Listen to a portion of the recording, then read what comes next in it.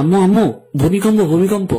চাল ডাল কি আছে প্যাক করে রাখো, আমি একটু ঘুমাই। ও আম্মু, ভূমিকম্প। কি? ভূমিকম্প কোথায়? এখনই তো হলো, তুমি কই ছিলা?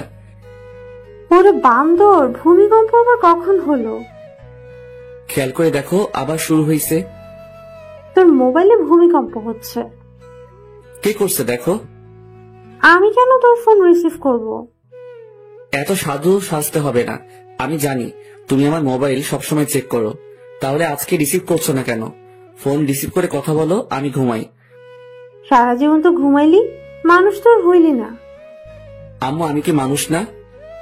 তুই দেখতে মানুষের মতো, কিন্তু মানুষ না।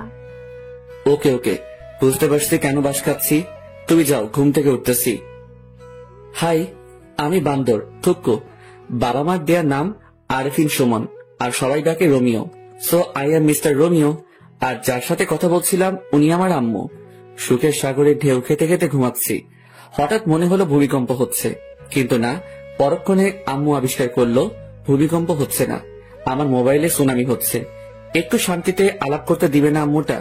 আম্মুগুলো কেন যে এমন হয়, কিচ্ছু বুঝি না। এই গেল মোবাইল নিয়ে কথা বলতে, আবার কথা বলে চলেও আসছে। এ বান্দর, তাড়াতাড়ি রেডি হয়ে নে। তোর মামার সাথে একটা জায়গায় যাবি, তোর কাজের ব্যবস্থা করে দিব। আম্মু, তুমি কি সত্যি আমার আম্মু? কেন, কি হয়েছে?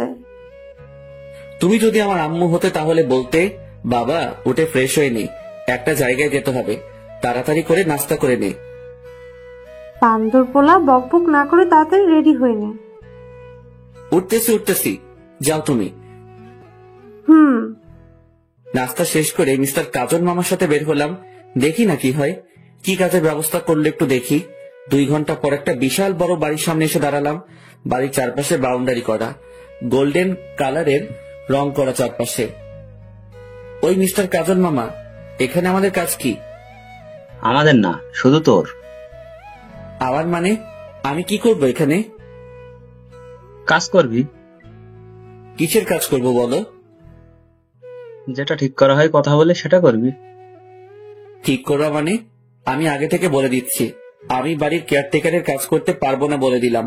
যদি রাজি থাকো তাহলে বাড়ির ভিতরে যাব, না হলে বাড়ির ভিতরে ঢুকবো না। তোর পাগল, চল ভেতরে যাই। আগে বলো তুমি রাজি কিনা। চল, আমি রাজি। আহ, কি সুন্দর বাড়ি। এমন যদি একটা শ্বশুর বাড়ি হতো তাহলে ঘর জামাই থাকতে আমি 2 পায়ে রাজি। বাড়ির সামনে দক্ষিণ পাশে সেই একটা বাগান, সব ধরনের ফুল আছে। মনে হয় যত ফুল জন্মায় বাংলার মাটিতে সব ফুলের গাছ এই বাড়িতে। বাড়ির ভিতরটা আরো সুন্দর, বাইরে থেকে অতটা বোঝা যায় না। বাড়িটা মাটির উপরে 2 তলা, মাটির নিচে পুরো 3 তলা। আমাদের বাড়ি থেকে 5 মিনিটের পথ সেখানেও একটা বাড়ি আছে, মাটির নিচে 3 তলা, মাটির উপরে 1 তলা। আরে ওই রোমিও, বস তো, আর দেখা লাগবে না। আরে মামু, বাড়িটা তো আগে দেখতে দাও। এত সুন্দর একটা বাড়ি, যদি এমন একটা শ্বশুর বাড়ি হতো। ওই চুপ কর, শ্বশুর বাড়ির চিন্তা করিস না, তাহলে চাকরিটা হবে না। চাকরি না হলে নাই, আমার তাতে কি? আমি তো।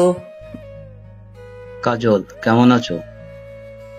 জি ভালো আছি, আপনার খবর কি? এই তো ভালো। সাথে কি তোমার ভাগ্নে নাকি?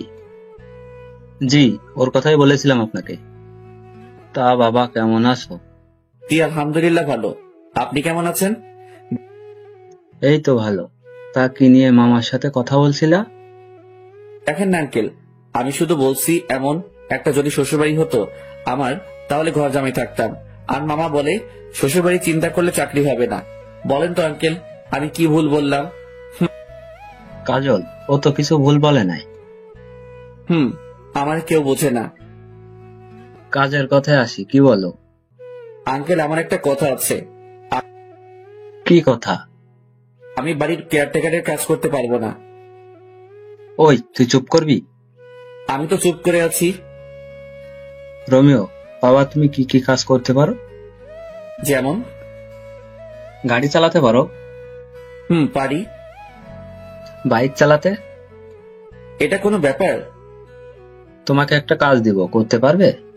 অবশ্যই পারবো, তবে। আর বলতে হবে না, আমি তোমাকে সে কাজ দিব না। তাহলে রাজি।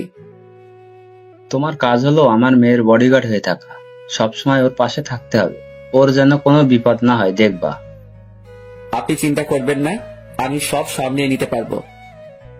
তাহলে বিকেলে চলে এসো, আর আসার সময় কিছু আনতে হবে না, সবকিছুর ব্যবস্থা আমি করে রাখবো। তাহলে এখন আসি আঙ্কেল, ভালো থাকবেন। বিকালে চলে আসবে কিন্তু। আসি। যাক, বাঁচা গেল। শেষ পর্যন্ত বাড়ির কেয়ারটেকার হতে হলো না, বডিগার্ড হলাম একটা মেয়ের। আমাকে বডিগার্ড হিসেবে পছন্দ না করার মতো কিছু নাই। দানবের মতো চেহারা, হ্যান্ডসাম, দেখতে সুন্দর, আর কি চাই বলেন? তবে পড়ালেখায় বাস, কিচ্ছু পারি না, তাই তো সব ছেড়ে দিয়ে বসে আছি। যাই হোক, মামার কারণে একটা কাজের ব্যবস্থা হলো। রমিও শুন, কাজটা ঠিক মতো করিস। আরে মামা, চিন্তা করো না, मैं हूं না। হিন্দি মারিস না, যেটা বলবে সেটা করবি। করব, কিন্তু উনিকে? অনেক বড় ব্যবসায়ী, উনি বেশিরভাগ সময় দেশের বাইরে থাকে, বলতে পারিস সব ব্যবসা দেশের বাইরে। তো এখানে কে কে থাকে? ওনার একমাত্র মেয়ে, ওনার বউ, ওনার ভাই, ভাইয়ের বউ, ছেলে মেয়েরা থাকে। ও, চলো বাড়িতে যাই। বিকেলে কি তুমি আসবে আমার সাথে? না। ওকে, চলো এবার। দুপুরে খেয়ে দিলাম ঘুম। 5টায় আম্মুর ডাকে ঘুম ভাঙলো। তারপর ফ্রেশ হয়ে 2 ঘন্টা পর আমার কর্মস্থলে পৌঁছালাম। বাড়িতে এসে কলিং বেল বাজাতে দরজা খুলে দিল একটা মহিলা। আসসালামু আলাইকুম আন্টি। ওয়ালাইকুম আসসালাম। তুমি মনে হয় রোমিও। জি আন্টি, আমি রোমিও। এসো বাবা, ভিতরে এসো। তুমি বসো, আমি নাস্তা নিয়ে আসি। আন্টি, নাস্তা লাগবে না। কেন বাবা? এটা তোমার নিজের বাড়ি মনে করে থাকবা। পারবো না। আমার মুখে মুখে কথা বলবা না। আমি তোমার মায়ের মতো, আমি যেটা বলবো সেটা করবা। ঠিক আছে। তুমি বসো, আমি আসছি। এই মা, কলিং বেলটা বাজতেছে। এতক্ষণ বাজলে কি অসুবিধা হতো? আন্টি দরজা খুলতো। এখন আমাকে খুলতে হবে। ধুর, দরজা খুলে দেখি একটা ছেলে দাঁড়িয়ে আছে সামনে। ছেলের চোখে তো কাজল থাকার কথা না। এই মা, কানে দেখছি 2টা পিরামিড বসানো।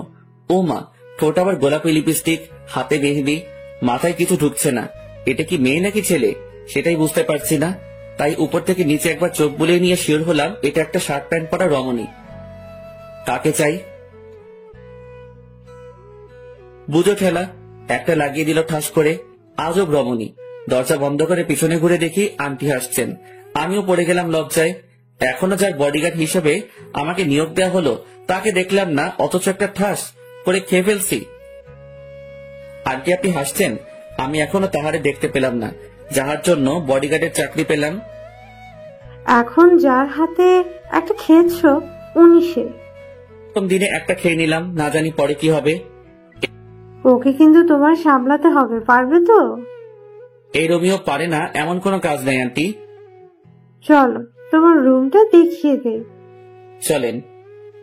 আন্টি, একটা কথা বলবো। বলো বাবা। আমাকে অন্য রুম দিলে হয় না? যেমন? বাড়ির কাজের লোকেরা যে নর্মাল রুমে থাকে তেমন রুমে থাকতে দিলে খুশি হতাম। এখানে থাকলে সমস্যা কি? আন্টি, কুকুরের পেটে যেমন ঘি হজম হয় না, আমার কপালেও এমন রুম সহ্য হবে না, তাই নিচে দিলে ভালো হয়। কিন্তু তোমার আঙ্কেল তো বলে গেছে তোমাকে যেন এই রুমে থাকতে দে। আমি আঙ্কেলকে বুঝিয়ে বলবো, আপনি অন্য রুমের ব্যবস্থা করেন। ঠিক আছে, তুমি এসো। গরিবের ছেলে হয়ে এত বড় বাড়িতে কাজ করছি, সেটা অনেক বড় কিছু আমার কাছে। যে রুমে আমাকে থাকতে দিতে বলছে আঙ্কেল, সেই রুমে আমাদের পুরো পরিবার থাকতে পারবে। এত কিছু সহ্য হবে না। বেশি আরামে থাকতে গেলে পরে সবকিছু হারাম হয়ে যাবে। কথায় কথায় আন্টির থেকে নামটা জেনে নিলাম, সালমা আক্তার জুলি। আমাকে যার জন্য নিয়োগ করা হয়েছে তার নাম সালমা আক্তার জুলি। অনেক রাগী বদমেজাজি একটা মেয়ে। আন্টি, একটা কথা বলবো? বলো, তবে পরবর্তীতে অনুমতি চাইবে না। আচ্ছা, ওনাকে উপরে দিলেন কেন? নিচে এত সুন্দর রুম থাকতে। ওর জন্য সব জায়গায় একটা করে রুম আছে, যেখানে ইচ্ছে সেখানে থাকে সে। ও, ঘোরাঘুরি করে বাড়িটা দেখতে দেখতে 10টা বেজে গেল। রুমে এসে বিছানায় শরীরটা এলিয়ে দিতেই ঘুম চলে আসলো। সেটা আর বেশিক্ষণ টিকলো না। আন্টি এসে খেতে ডাকলো। খাওয়ার কোনো ইচ্ছা ছিল না। আন্টির জোরাজোরিতে টেবিলে বসতে হলো।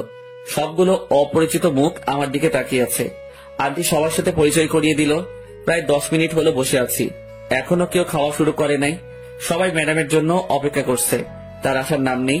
আর এইদিকে এই কানন মেয়েটি আমার দিকে তাকিয়ে আছে, অস্বস্তি লাগছে। এই মাইয়া কি কোনোদিন ছেলে দেখে নাই? হা করে তাকিয়ে আছে। না, আর না, কিছু একটা করতে হবে। এই যে হা করে আছেন কেন? মশা ঢুকবে। হা হা হা, রোমিও ভাই ঠিকই বলেছেন। রোমিও ভাই বলবেন না, ভাইটা বাদ দেন। আচ্ছা ঠিক আছে। আমাকে পচানো হচ্ছে, তাই না? এখানে পছানোর কি আছে? সেটা সত্যি সেটা বললাম। কি সত্যি বলছেন? মশা ঢুকবে এটা কি সত্যি না? এখানে কি হচ্ছে? সবাই চুপ। সবাই চুপ করে আছে, কারণ জুলি ম্যাডাম আসছে। কাকে কি বলবে তার কোনো ঠিক নাই, তাই সবাই চুপচাপ বসে আছে। আর ওই মাইয়াটা আমার দিকে তাকিয়ে আছে। মা, এই ছেলেটা এখানে কেন? ও রোমিও, আজ থেকে এখানে থাকবে। তোর জন্য তোর নিয়োগ করা হয়েছে। আমার জন্য মানে? ও কি আমার বডিগার্ড নাকি? হ্যাঁ। আমি তোমাদের অনেকবার বলেছি আমার কোনো বডিগার্ড লাগবে না। ও সবার সাথে এখানে কেন? ও আমাদের সাথে একসাথে খাবে প্রতিদিন। এটা আমার শেষ কথা। এটা যদি তোমার শেষ কথা হয় তাহলে এটাও শুনে রাখো, আমি তোমাদের সাথে বসবো না খেতে। আন্টি বাদ দেন, আমাকে নিয়ে আপনাদের মধ্যে অশান্তি হোক সেটা চাই না। আমার এমনিতে খেতে ইচ্ছে করছে না, আমি বরং রুমে যাই। আপনারা খাওয়া শুরু করেন। দরকার কি আমাকে নিয়ে মা মেয়ের সম্পর্কে ফাটল ধরানোর? তাই উঠে চলে আসলাম। এখন থেকেই বুঝতে পারছি এই মেয়ের বডিগার্ড থাকতে হলে আমাকে অনেক কিছু সহ্য করতে হবে। এসব ভাবতে ভাবতে কখন ঘুমিয়ে পড়েছি মনে নেই। সকাল 6টায় মোবাইলে কাউয়ার ডাকে ঘুম ভাঙলো। মোবাইলে অ্যালার্ম টোন দিছি কাউয়ার ডাক। হা হা হা হা। উঠে শুরু করলাম দৌড়। দৌড়ানো শেষ করে আস্তে আস্তে অন্য ব্যায়াম শেষ করে 8টায় রুমে ঢুকলাম। রুমে ঢুকে দেখি কানন কি যেন খুঁজতেছে। এই যে কি খোঁজা হচ্ছে শুনি? না, কিচ্ছু না। তাহলে সকাল সকাল আমার রুমে কি? ইচ্ছে করছিল আপনাকে দেখতে। বাইরে থেকে যখন দেখলেন রুমে কেউ নেই, তাহলে ঢুকলেন কেন? এত কৈফিয়ত দিতে পারবো না, ইচ্ছে হলো তাই ঢুকছি। তাছাড়া এত জিম করে কি হবে? এমনি মেয়েরা লাইন ধরে থাকবে। আপনার কথা শেষ হলে আসতে পারেন, আমি চেঞ্জ করব। একটু পরে আবার ডিউটি শুরু হবে। চেঞ্জ করেন, কে বারণ করছে? আপনার সামনে করব নাকি? করলে ক্ষতি কি? বের হতে বলছি, বের হন। না, আমার সামনে চেঞ্জ করতেই হবে। কি বিয়াদব মেয়েরে মাইরি। কি হলো? চেঞ্জ করেন। আন্টি, কাউকে ডাকতে হবে না, যাচ্ছি আমি, পরে আবার আসবো। এই বলে দৌড়ে চলে গেল। দেখলেন তো পাঠকগণ, কি লুইচ্ছা বেয়াদব ফাজিল মাইয়া। ফ্রেশ হয়ে নাস্তা করে দাঁড়িয়ে আছি জুলি ম্যাডামকে নিয়ে। ভার্সিটিতে যেতে হবে, অনার্স প্রথম বর্ষে পড়ছে। ওনার সামনে আমি হাঁটছি, বাইরে গাড়ি রেডি করা আছে। গিয়ে দরজা খুলে দিলাম, ভিতরে ঢুকে বসে পড়লো। আমি আল্লাহর নাম নিয়ে গাড়ি চালানো শুরু করলাম। 35 মিনিট পর গাড়ি নিয়ে ভার্সিটির গেটে পৌঁছালাম। ম্যাডাম, গাড়ি কি ভিতরে নিয়ে যাব? তুই জানিস না। ম্যাডাম, আমাকে তো কিছু বলা হয়নি তাই। চুপ, তুই আমাকে কোনো প্রশ্ন করবি না, শুধুমাত্র উত্তর দিবি, না হলে তোরে বিদায় করে দেব। শালার অহংকার, এত অহংকার কি করে জন্ম নিল? সামান্য একটা কথা তো জানতে চাইছি, আর কিছু তো আর না, তার জন্য এমন করতে হবে নাকি? গাড়িটা ভিতরে ঢুকিয়ে একটা ছায়াময় গাছের নিচে রাখলাম। ম্যাডাম নেমে কয়েকটা মেয়ের সাথে ক্লাসে চলে গেল। আমি এখনো ভিতরে বসে আছি, একবারও নামতে হয়নি।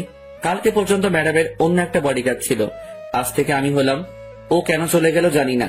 বসে বসে এসব ভাবছি, তখনই দেখলাম ম্যাডামের সাথে মেয়েগুলো সহ ম্যাডাম আসছে। একটু সামনে আসতে কয়েকটা ছেলে গিয়ে পথ আগলে দাঁড়ালো। ম্যাডামকে দেখছি ভয় ভয় চোখে চারিদিকে তাকাচ্ছে। তখন মনে হলো, আরে আমাকে তো ওনার জন্য নিয়োগ দেওয়া হলো। তাড়াতাড়ি করে হাতে হকি স্টিকটা নিয়ে গাড়ি থেকে নেমে দিলাম দৌড়। আমাকে দেখা মাত্র ম্যাডাম ভয়ের তো চেহারা চেঞ্জ হয়ে গেল, আর ছেলেগুলো তো ভার্সিটির গেটের দিকে দৌড় দিছে। ম্যাডাম, আপনি ঠিক আছেন তো? তোরে কি গাড়িতে বসে থাকার জন্য আমার বডিগার্ড করা হয়েছে? Sorry madam. ম্যাডাম ওনার বান্ধবীদের সাথে হাসছে। আমি এসে গাড়ির উপরে বসলাম আর ম্যাডামের দিকে লক্ষ্য রাখছি। মেয়েদের থেকে দূরে থাকতে বেশি ভালো লাগে। এখন তো পুরো একটা মেয়ের বডিগার্ড হয়ে গেলাম। তার সাথে সাথে হেঁটে তাকে গার্ড দেওয়ার থেকে এখান থেকে বসে দিচ্ছি। যত মেয়ে ঢুকছে গেট দিয়ে সবাই আমার দিকে তাকিয়ে আছে। আর কয়েকটা মেয়ে যে গাছটার নিচে গাড়ি দাঁড় করানো তার থেকে একটু দূরে বসে কি যেন বলছে আর তাকিয়ে আছে। এই মায়াগুলো কি কখনো ছেলে দেখে নাই? এমন ভাবে তাকিয়ে আছে মনে হচ্ছে কোনো এলিয়েন বসে আছি তাহাদের সামনে। ম্যাডামের অবস্থান দেখে নিলাম একবার। আমার দিকে সিংহের মতো, থুক্কু সিংহের মতো তাকিয়ে আছে। বুঝতে পারছি আজকে আমার খবর আছে। বাম পাশে তাকাতে দেখি 4টা চোখ আমার দিকে তাকিয়ে তাকিয়ে সামনে যাচ্ছে। মানে চশমা পরা একটা মেয়ে যাচ্ছে আমার দিকে তাকিয়ে থাকতে থাকতে। ট্যালেন্ট আছে মাইরি, কি সুন্দর করে তাকিয়েছে। হাঁটতে হাঁটতে গিয়ে গাছের সাথে ধাক্কা খেলো। সবাই হেসে উঠলো যারা এটা লক্ষ্য করছে। আমার হাসা বারণ, তাই ইচ্ছা থাকা সত্ত্বেও হাসতে পারলাম না। বেচারির জন্য কষ্ট হচ্ছে। সবার সামনে পড়ে গেল, তাও আমাকে দেখতে দেখতে। প্রথম দিন শেষ হলো আরো নানা ধরনের কাহিনীর মাধ্যমে। বাড়িতে এসে ফ্রেশ হয়ে খেয়ে দিলাম একটা ঘুম।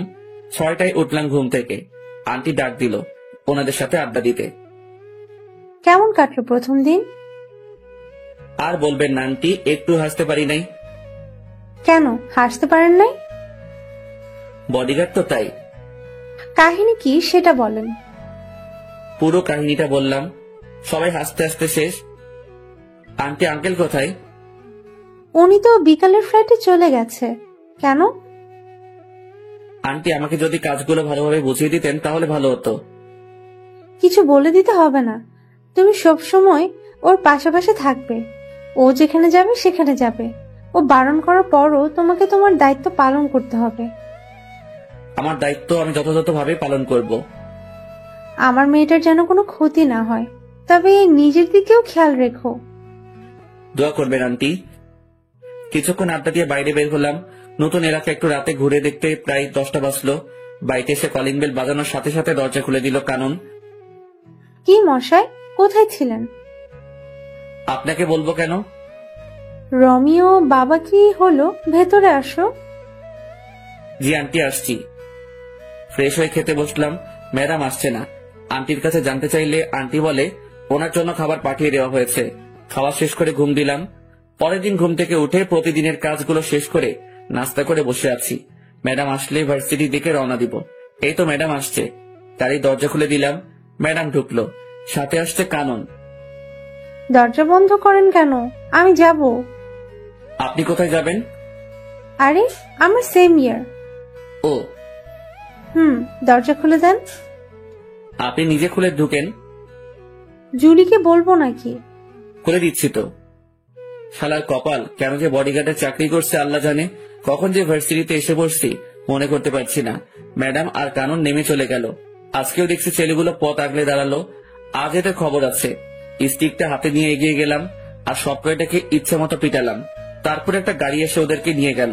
ম্যাডাম আর কানন আর কালকের মেয়েগুলো সবাই ক্লাসে চলে যায় আর আমি প্রিন্সিপালের রুমের দিকে পা বাড়ালাম। 30 মিনিট কথা বলার পর স্যার রাজি হলো। কথা বলছিলাম ম্যাডামের জন্য। ওনার বডিগার্ড হলাম মাত্র 2 দিন হলো। এর মধ্যে 2বার বিপদের মুখে পড়লো, তাই আর কোনো রিস্ক নিতে চাইলাম না। স্যারের সাথে কথা বলে অন্য সব স্যার ম্যাডামের সাথে আলোচনা করে সিদ্ধান্ত হলো যে ম্যাডামের সাথে ক্লাসে আমিও থাকবো। পরদিন ম্যাডাম আর কানন ক্লাসে যাওয়ার পর আমি গাড়িটা একটা গাছের নিচে রেখে ক্লাসরুমে প্রবেশ করলাম। সবাই তাকিয়ে আছে। আমার জন্য একটা চেয়ার রাখা আছে, ওটাতে গিয়ে বসলাম। সবাই পিছনে তাকিয়ে আছে। নিজেকে একটা এলিয়েন মনে হচ্ছে। ম্যাডাম রাগী দৃষ্টিতে তাকিয়ে আছে। স্যারকে আসতে দেখে একটু শান্তি পেলাম। পিছনে তাকিয়ে আছো কেন সবাই? ও জুলি আর কাননের বডিগার্ড, কোনো এলিয়ান না। আহ, স্যার আমার মুখের কথাটি বলে দিল। সবাই ক্লাস করছে, আমি সবাইকে তাকিয়ে তাকিয়ে দেখছি। দেখি কানন আমার দিকে বারবার তাকাচ্ছে। স্যার কি বলল? দুজনের বডিগার্ড নিয়োগ করা হয়েছে নাকি আমাকে? আজকে গিয়ে আন্টির কাছে জানতে চাইবো কার বডিগার্ড আমি। কাননের থেকে 2জন পরে দেখি ফুলটসি। না, এটা তো ফুলটসি না, 4 চোখ। এমা, কালকের ওই মেয়েটি যে গাছের সাথে ধাক্কা খেয়ে পড়ে গেল, তাকিয়ে আছে দেখো। চোখ দুটো যেন সরছেই না। শালার কপাল, এভাবে যদি প্রতিদিন চলতে থাকে তাহলে আমার কোন দিন কোন মাইয়া নিয়ে পালিয়ে যাবে তার কোনো ঠিক নেই। আজ থেকে কারো দিকে তাকাবো না। প্রথম ঘন্টা শেষ হতেই কানন লাফিয়ে লাফিয়ে আমার কাছে আসলো, সাথে আরো 4-5টা। এদের কারণে ম্যাডামকে দেখতে পারছি না। আপনি না খুব ভালো একটা কাজ করছেন, রুমে এসে পাহারা দিচ্ছেন। আমাকে যে দায়িত্ব দেওয়া হয়েছে সেটা তো পালন করতেই হবে। আমার জন্য একটা সুবিধা হলো সবসময় আপনাকে দেখতে পারবো। স্যার, ওর নাম ধরে ডাক দেওয়াতে বুঝতে পারলাম ওর নাম মীরা। ওই, এটা আমার জিনিস, নজর দিবি না। হচ্ছেটা কি? ও আমার। এই দাঁড়া সবাই, কি তোদের তোদের করছিস? ও আমার। এই, ও কারো না, ও শুধু আমার। বুঝো ঠেলা, কোন জঙ্গলে যাব? এই মাইয়াগুলো কি শুরু করছে আমাকে নিয়ে? আরে আমি মানুষ একজন, তোরা যদি একসাথে সবাই টানাটানি করিস আমি তাহলে কোথায় যাব? এই কি ভাবছো? তুমি শুধু আমার। আপনাদের এসব বাদ দিবেন। আমি এখানে এসেছি ম্যাডামকে পাহারা দিতে, আপনাদের সাথে প্রেম করতে না। দূরে গিয়ে মরেন। আর মিস কানন, আপনার নামে বাড়িতে বিচার দিব। ম্যাডাম আসাতেই সবাই যার যার সিটে চলে গেল। ম্যাডাম তো দেখে ছাত্রীদের থেকেও খারাপ, আসার পর থেকে তাকিয়ে আছে। যতবার না বইয়ের দিকে তাকাচ্ছে তার থেকে বেশি আমার দিকে তাকিয়ে আছে। মাওলা তুমি কোথায়? আমারে উঠাই নাও, আর কারো ক্লাস হতে চাই না। ক্লাস শেষে বাড়িতে এসে ফ্রেশ হয়ে খেতে গেলাম, দেখে আন্টি বসে আছে। আন্টি, এখনো খাওয়া হয়নি আপনার? তোমার জন্য বসে আছি বাবা। আমার জন্য কেন বসে আছেন? আমি তো এই বাড়ির একজন কর্মচারী। তুমি এই বাড়ির কর্মচারী না, একজন সদস্য। নিজেকে কর্মচারী মনে করবে না। বাদ দেন এসব। এটা বলুন, আমাকে কার বডিগার্ড রাখা হয়েছে? দুজনের। দুজনের মানে? জুলি, কানন, দুজনের জন্যই রাখা হয়েছে।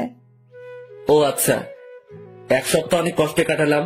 ক্লাসে বসে গার্ড দেওয়া মনে হয় আর সম্ভব না। মায়াগুলোর জ্বালায় জীবনটা পুরো বাস হইয়া গেল। তাই কয়েকটা ছেলেকে ক্লাসের ভিতরে কি হচ্ছে জানার জন্য ঠিক করলাম। ওরা ক্লাসে ম্যাডামের কোনো বিপদ হলে আমাকে তা জানিয়ে দিবে। এভাবে চলছে আমার কাজ। আর কানন মেয়েটা প্রতিদিন বিরক্ত করে আমাকে। 1 মাস পর সন্ধ্যায় রুম থেকে বের হওয়ার সাথে সাথে আন্টি এসে সামনে দাঁড়ালো। আন্টিকে কেমন যেন দেখাচ্ছে। আন্টি, কি হয়েছে? বাবা, তুমি ব্যাগটা গুছিয়ে নাও। কেন ব্যাগ গোছাবো বলেন আন্টি? আজকে রাতে কানন আর জুলি ওদের বন্ধুদের সাথে কোথায় যেন বেড়াতে যাবে। কয়েকটা দিন ওখানে থাকবে, তাই তোমাকে ওদের সাথে যেতে হবে। অনেকবার বারণ করছি, কেউ শুনতে চায় না। ওরা যাবেই যাবে। জানি না কোথায় কি বিপদ লুকিয়ে আছে, তাই তোমাকে ওদের সাথে যেতে হবে। আমি আছি তো আন্টি, আপনি টেনশন করবেন না। আমি ওনাদেরকে দেখে রাখবো। তাহলে তুমি রেডি হয়ে নাও। অনেকদিন হলো কোথাও যাই না, একটু ঘুরে আসাও যাবে। ম্যাডাম আর কাননকে নিয়ে রওনা দিলাম। বাড়ির বাইরে বাস এসে দাঁড়িয়ে আছে। আমাকে দেখা মাত্র মাইয়াগুলো রোমিও যাবে আমাদের সাথে বলে চিৎকার দিয়ে উঠলো।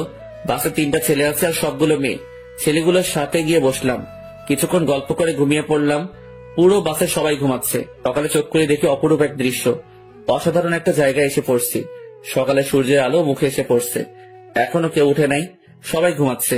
অসাধারণ দৃশ্যটা দেখে আর বাসে বসে থাকতে পারলাম না, তাই দরজা খুলে নিচে নেমে পড়লাম। জায়গাটা অনেক সুন্দর। চারপাশটা ঘুরে ঘুরে দেখলাম। ঘুরতে ঘুরতে যখন লেকের পাড়ে এসে বসেছি তখনই মনে পড়লো এটা তো মহামায়া লেক। আমাদের বাড়ি থেকে 1 ঘন্টা লাগে গাড়ি নিয়ে আসতে। একটা বোট ভাড়া করে ঝর্ণা দেখতে গেলাম লেকের পূর্ব পাড়ে। প্রায় 3 ঘন্টা বোর্ডে করে ঝর্ণায় পৌঁছালাম। তার সিঁড়ি বেয়ে উপরে উঠলাম। তারপর সেখান থেকে লাফ দিলাম লেকের পানিতে। কিছুক্ষণ সাঁতার কেটে আবার বোর্ডে উঠলাম। 11:30 আগের জায়গায় দাঁড়ালো। আমি নেমে ওর ভাড়া দিয়ে বাসের দিকে রওনা দিলাম। সবাই বাইরে বসে আছে বাসের সামনে। ছেলে 3টা বাসের উপরে। আমি আস্তে আস্তে এগুচ্ছি আর ম্যাডাম আমাকে দেখে রাগী চোখে তাকিয়ে আছে। আর সবাই এসে আমাকে ঘিরে ধরলো। এই, তুই কোথায় গেছিলি? এখন কয়টা বাজে খবর আছে? ম্যাডাম, এটা আমার এলাকার মধ্যেই পড়ে। আমি এখানে আগে আরো এসেছি, তাই একটু ঘুরতে গিয়েছিলাম। কোথায় গিয়েছিলি যে ভিজে আসছিস? ঝর্ণায় গিয়েছি, লেগে সাঁতার কাটছি। ঝর্ণাও আছে এখানে? অসাধারণ একটা জায়গা ম্যাডাম এটা। সারাদিন অনেক ঘোরাঘুরি করলাম। সবাই অনেক আনন্দ করলো। আমার খবর করে ছাড়লো মাইয়াগুলো। একটা এদিকে টানে আর একটা ওইদিকে টানে। শুধু সেলফি আর সেলফি। এ বলে সেলফি তুলবো, ও বলে সেলফি তুলবো। আমার জীবনটা শেষ করে দিবে এই মাইয়াগুলো। দুপুরে আমার পরিচিত একটা হোটেল থেকে খাবার এনে দুপুরে খেলাম সবাই মিলে। একটা জিনিস খারাপ লাগলো, সবাই অসাধারণ কাপড় পরে এসেছে আর ম্যাডাম জিন্স আর শার্ট পরে এসেছে, তাই খারাপ লাগলো। সন্ধ্যায় সবাই তাঁবু কাটানোর জন্য আলোচনা করছে। ম্যাডাম, এখানে রাতে থাকা যাবে না, ফিরে যেতে হবে। কেন, কি হয়েছে? এই জায়গাটা দিনে যতটা সুন্দর, রাতে ততটা ভয়ঙ্কর। আমরা এত মানুষ, কোনো কিছু হবে না। আপনাদের যদি থাকতে মন চায় তাহলে আপনারা থাকতে পারেন, আমি থাকবো না। তুই এখানে থাকবি, কোথাও যেতে পারবি না। এখানে থাকা সম্ভব না, আমি থাকবো না, ব্যাস। কোথায় যাবি? আমি আমার বাড়িতে চলে যাব। তুই আমার বডিগার্ড, আমি যা বলবো তাই করবি। আমি এক্ষুনি আন্টির সাথে কথা বলবো। আন্টি যা বলবে তা করব। Hello aunty. কি হয়েছে বাবা? আন্টি, এখানে থাকার কোনো জায়গা নেই। ম্যাডাম বলছে এখানে তাঁবু খাটাতে, কিন্তু জায়গাটা খুব খারাপ। সন্ধ্যার পর একটা মানুষের চিহ্ন থাকে না। এখন কি করব? আমি পারবো না এখানে থাকতে।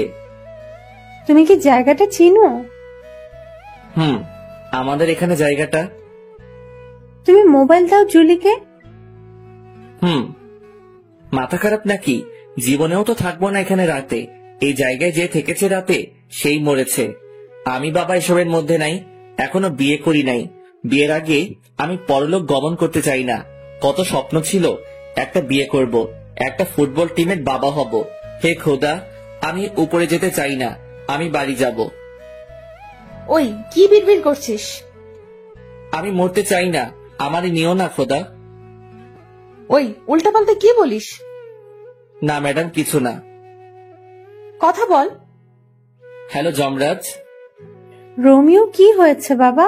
আমি তোমার আন্টি বলতেছি। ও আন্টি বলেন। তুমি সবাইকে নিয়ে চলে আসো। ধন্যবাদ আন্টি, আমি সবাইকে নিয়ে আসতেছি। সাবধানে এসো। হুম। ওই ড্রাইভার ভাই, তাড়াতাড়ি বাস চালু করো। নিজে বাসলে আম্মুর নাম থুক্কু, বাপের নাম। অবশেষে বাড়িতে এসে ঢুকলাম। সবাই বসে আছে। আন্টি প্রশ্নের উপর প্রশ্ন করছে। প্রশ্নের ভিতরে প্রশ্ন, প্রশ্নের বাইরে প্রশ্ন করেই যাচ্ছে। আন্টি কোনো প্রশ্নের উত্তর দিতে পারবো না, ঘুমাবো। সেই একটা ঘুম দিলাম।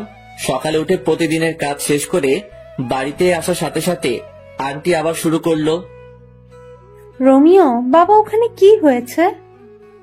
কিছু হয়নি আন্টি। তাহলে ফিরে আসলে কেন? আন্টি, জায়গাটা ভয়ঙ্কর। রাতে যে সেখানে থাকতে চাইছে, পরদিন তাকে আর পাওয়া যায়নি। দিনে জায়গাটা যতটা সুন্দর, রাতে ততটা ভয়ঙ্কর। এত জলদি ভয়ঙ্কর হয়? তাহলে তুমি যে পানিতে সাঁতার কাটলে কেন? আবার কোথায় ঝর্ণা ছিল সেখানেও গিয়েছো? আমার অবস্থা খারাপ হয়ে গিয়েছিল পানিতে নামার পর। কেন? ওই লেকের পানিতে যারা সাঁতার কাটতে নামছে তাদের অনেককে আর পাওয়া যায়নি। পানির নিচে তলিয়ে গেছে। কয়েকদিন পর পর লাশগুলো ভেসে উঠত, কিন্তু মানুষগুলোকে ডুবুরিরাও খুঁজে পায়নি। তাহলে তুই নামতে গেলি কেন ওই লেকের পানিতে? লোভ সামলাতে পারি নাই সাঁতার কাটার, তাই নেমে পড়েছিলাম। ও ছিল বলে আজকে তোরা সবাই বেঁচে গেলি, না হলে তো আর খুঁজেই পেতাম না তোদের। ম্যাডাম, গাড়ি বের করবো? ভার্সিটিতে যাবেন? না, আজকে কোথাও যাবে না কেউ। ঠিক আছে আন্টি। 2 দিন পর সকালে ব্যায়াম করে রুমে ঢুকে দেখি কারণ বসে আছে। এই মাইয়া এখানে কেন? কি চাই আপনার? তোমাকে চাই রোমিও। আমি আমার কারো হতে পারবো না। তোমাকেই যে আমার হতে হবে। মাথা খারাপ করবেন না, জানতো। রিলেশন শুরু হওয়ার আগে জান বলে ডাকছো? এত বেশি বুঝেন কেন? আপনাকে যেতে বলছে এখান থেকে। আমি যাব না। কি করবা? বাইরে যাবেন নাকি আপনার আম্মুকে ডাকবো? ডাকো। আপনার আম্মুকে কি বলে ডাকবো বলেন তো? আমি তো জানি না। জানো না কেন? বিয়ে করি নাই তো, তাই সম্পর্কের প্যাচগুলো বুঝি না। বিয়ে করে ফেলো। বিয়ের কথা পরে আসবে, আগে বলেন আপনার আম্মুকে কি বলে ডাকবো? শাশুড়ি মা বলে ডাকবে। তাহলে ডাকি। হুম। শাশুড়ি মা। আরে আরে, কি করো? আন্টি বলে ডাকবা।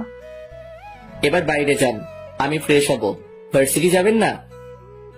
যাবো তো। তাহলে গিয়ে রেডি হয়ে নিন, আমিও রেডি হয়ে নেই। আমি এখানে থাকবো। আরে, আপনি যাবেন নাকি আন্টিকে ডাকবো? ডাকো, দেখি পারো কিনা।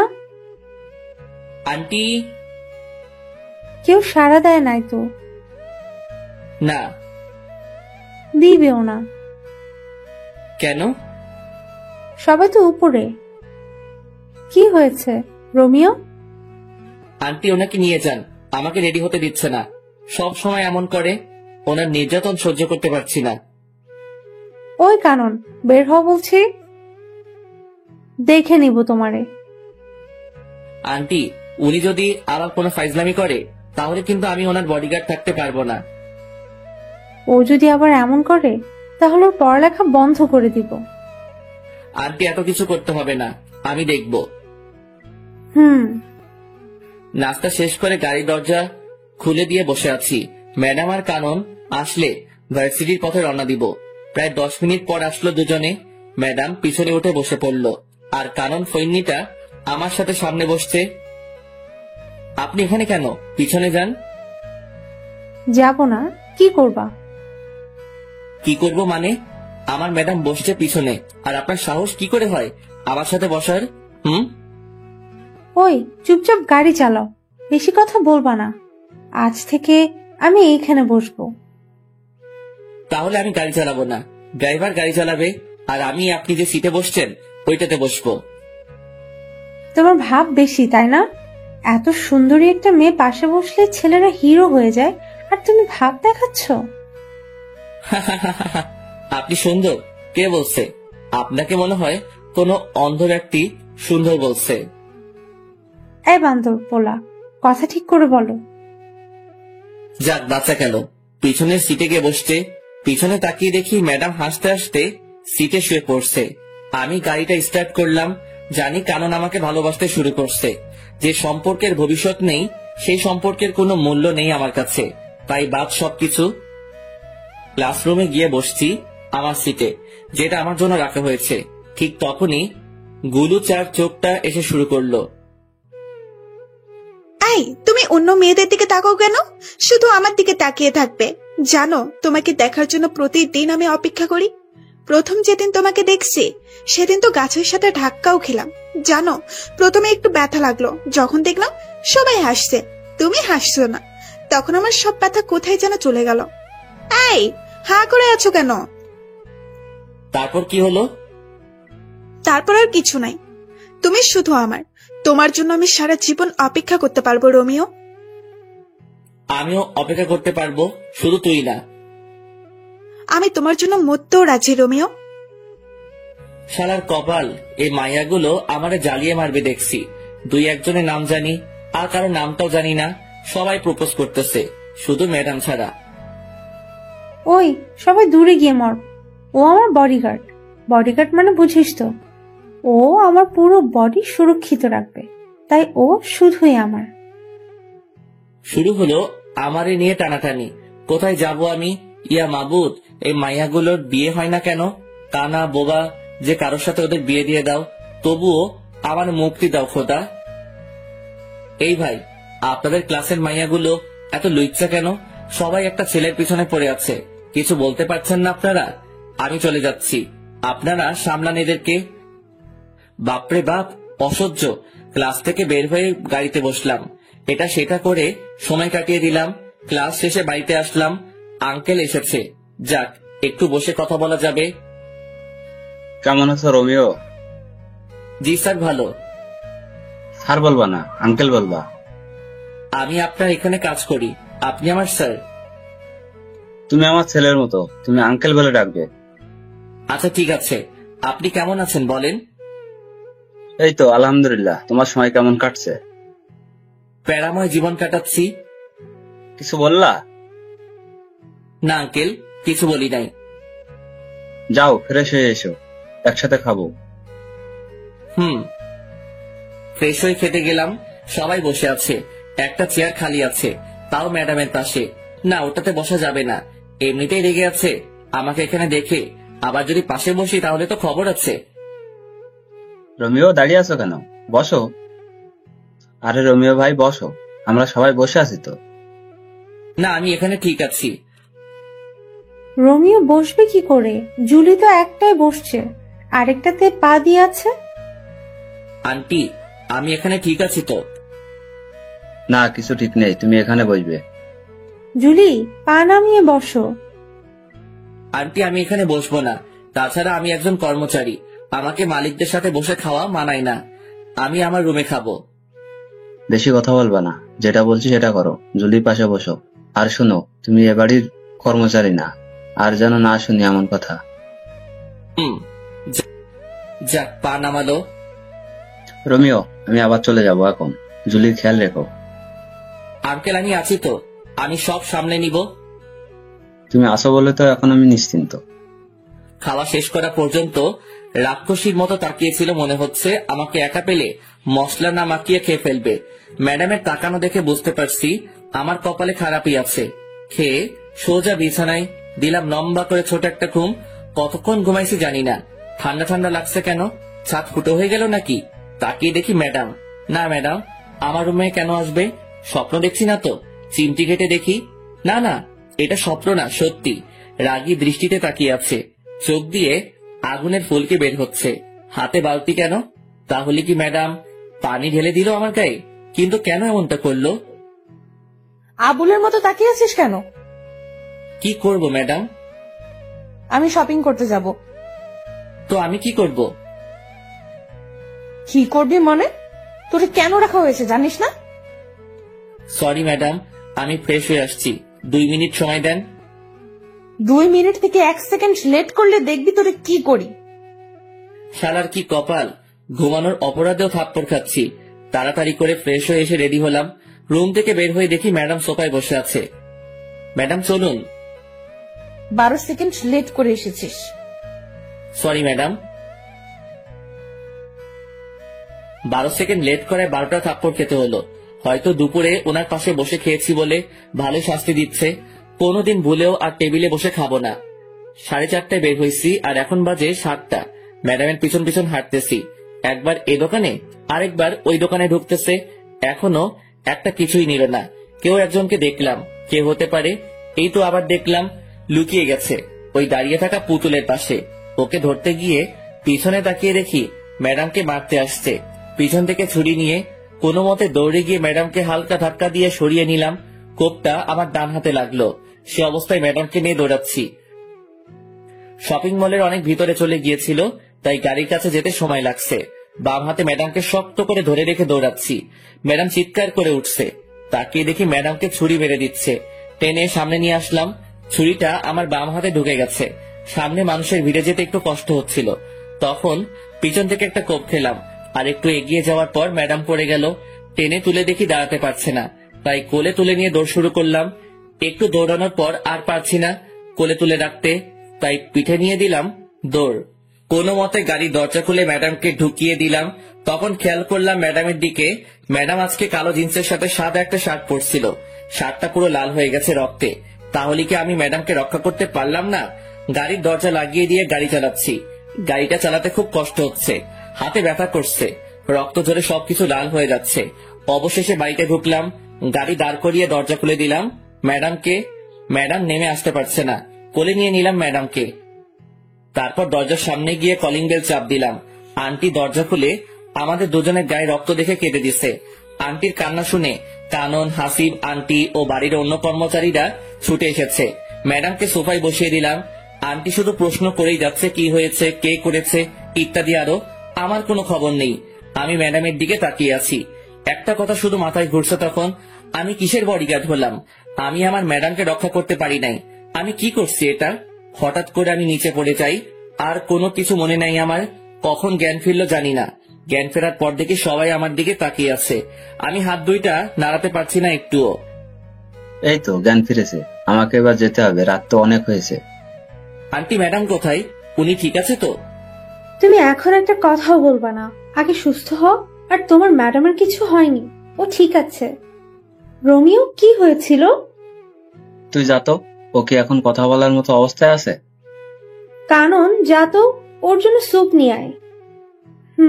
যাচ্ছি। আন্টি আম্মু আব্বু কি কিছু জানে? না, এখনো জানাইনি।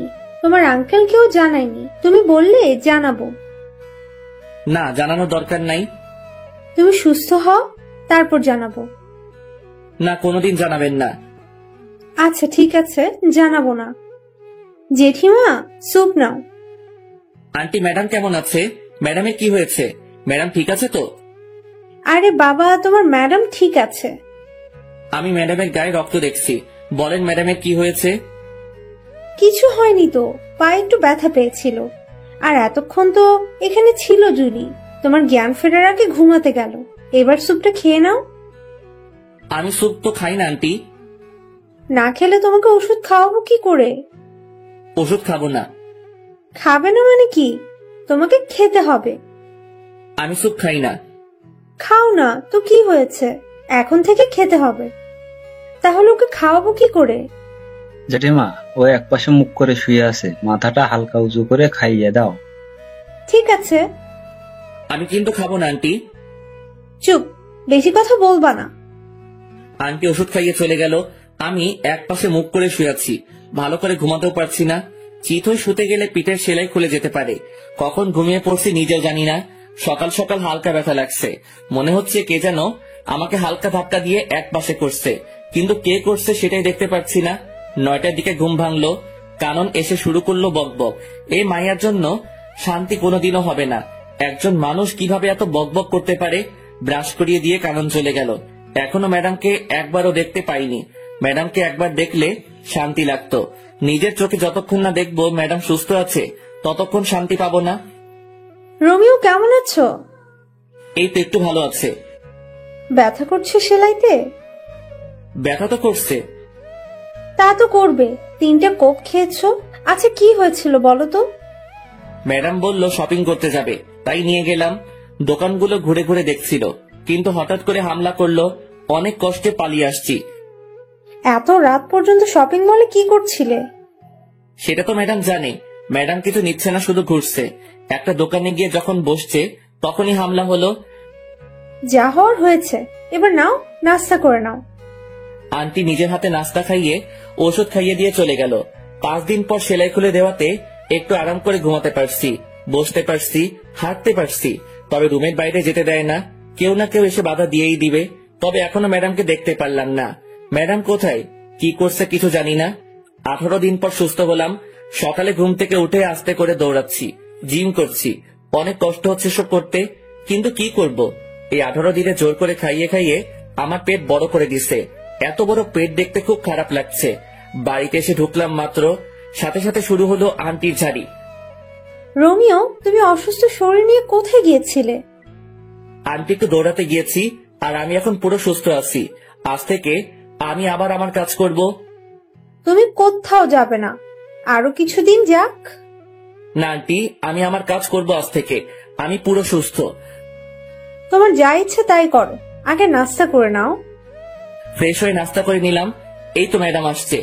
অনেকদিন পর দেখলাম ম্যাডামকে। যা বাবা, আমি আবার কি করলাম? রাগী চোখে তাকিয়ে আছে কেন সেটাই তো বুঝতেছি না। শালার কপাল, ম্যাডামের রাগী চোখে তাকিয়ে থাকার কারণটা কি বুঝতে পারলাম না। এত কিছু না ভেবে গাড়িটা স্টার্ট করলাম। গাড়িটা প্রতিদিনের মতো গাছের নিচে রেখে ক্লাসে গিয়ে বসলাম। অনেকদিন পর আসাতে মায়াগুলো শুধু প্রশ্নের উপর প্রশ্ন করে যাচ্ছে। আমি শুধু ওদের প্রশ্নগুলো শুনেই যাচ্ছি। কতজনের উত্তর দিব, কে কোন প্রশ্ন করছে সেটাই তো মনে করতে পারছি না। ওই সবাই চুপ কর। আমার বাবুটার এত বড় একটা বিপদ গেল, আর তুই আমাকে একটুও জানালি না। তোরে জানিয়ে কি করব? তুই কি ওরে সুস্থ করে দিতে পারবি নাকি? ও না পারলেও আমি পারবো। আমি ওকে আর তোদের বডিগার্ডের কাজ করতে দিব না। ওই চুপ, তোদেরকে আগেও বলছি ও শুধুই আমার। আর কেউ যদি ডিস্টার্ব করিস তাহলে তোদের খবর আছে, বলে দিলাম। কারণ তুই যেমন করছিস যে মনে হচ্ছে ও তোর হবু বর, আর যার জন্য এত কিছু করলো সে তো ফিরেও দেখে নাই। সেটা ওর ব্যাপার। এই মাইয়াগুলো প্রতিদিন বিরক্ত করেই চলছে। ওদের জন্য কোথাও শান্তি নাই। যেখানে যাই সেখানেই ওদের জ্বালাতন করে যাচ্ছে। প্রায় 1 মাস পরে ম্যাডাম আর কানন ক্লাসে গেল।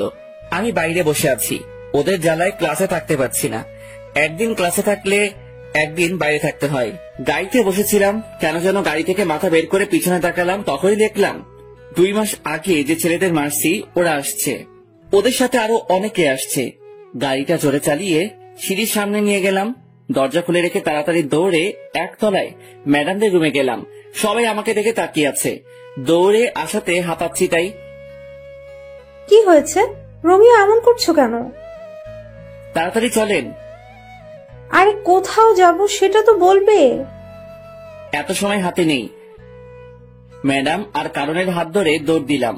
ওদেরকে উপরে আসতে দেখে অন্যদিকে গিয়ে অন্য সিঁড়ি দিয়ে নেমে পড়লাম। তারপর গাড়িটা চালানো শুরু করলাম। ওরাও গাড়ি নিয়ে তাড়া করলো, কিন্তু ধরতে পারে নাই। তাই এবার আর কোনো বিপদ হলো না। ওরার উপর কেন এত হামলা হচ্ছে সেটাই বুঝতে পারছি না। কি চাই ওরা, কিছুই তো বুঝলাম না। বাড়িতে এসে দেখি আঙ্কেল এসেছে। আসসালামু আলাইকুম আঙ্কেল। ওয়ালাইকুম আসসালাম। বাবা কেমন আছো? এই তো আঙ্কেল, আপনাদের দোয়ায় ভালো আছি। আপনি কেমন আছেন? আমিও ভালো আছি। তা তোমার কাজ কাম কেমন চলছে? জি ভালো। ভালোভাবে করো আর নিজের খেয়াল রেখো। আঙ্কেল একটা কথা বলার ছিল। কি বলবা বলো।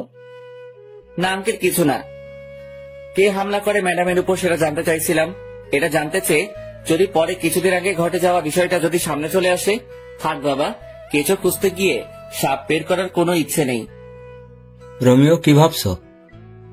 কিছু না আঙ্কেল। তোমার দুই হাতে কাটার দাগ কেন?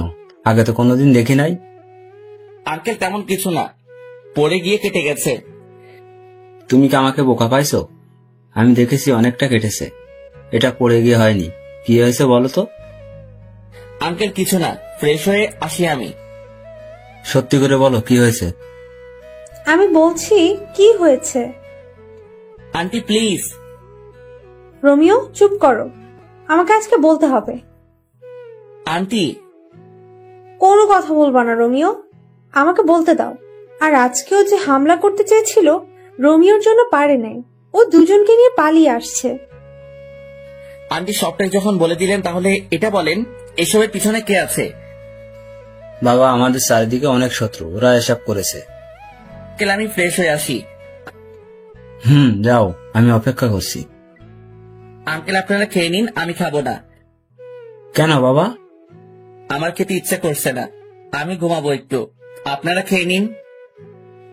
কি আর করা, তবে রাতে একসাথে খাবো। সেটা তখন দেখা যাবে। রুমে এসে ফ্রেশ হয়ে দিলাম সেই একটা ঘুম। 6টার সময় ঘুম থেকে উঠে ফ্রেশ হয়ে একটু ঘোরাঘুরি করে বাসায় আসলাম। রোমিও এখানে এসো, একটু আড্ডা দিব। আঙ্কেল আমি এখানে ঠিক আছি তো। আরে এসো তো। বসো, একটা কথা বলছি শোনো। আমি জুলির বিয়ে দিয়ে দেবো। আঙ্কেল এটা কি বলেন? ম্যাডামের তো এখনো পড়ালেখা শেষ হয়নি, এখন বিয়ে দিয়ে দিলে ওনার ক্যারিয়ারের কি হবে? ক্যারিয়ার পরে, আগে আমি আমার মেয়ের জন্য সুরক্ষা চাই। আমি আমার এক বন্ধুর ছেলের সাথে ওর বিয়ে ঠিক করেছি।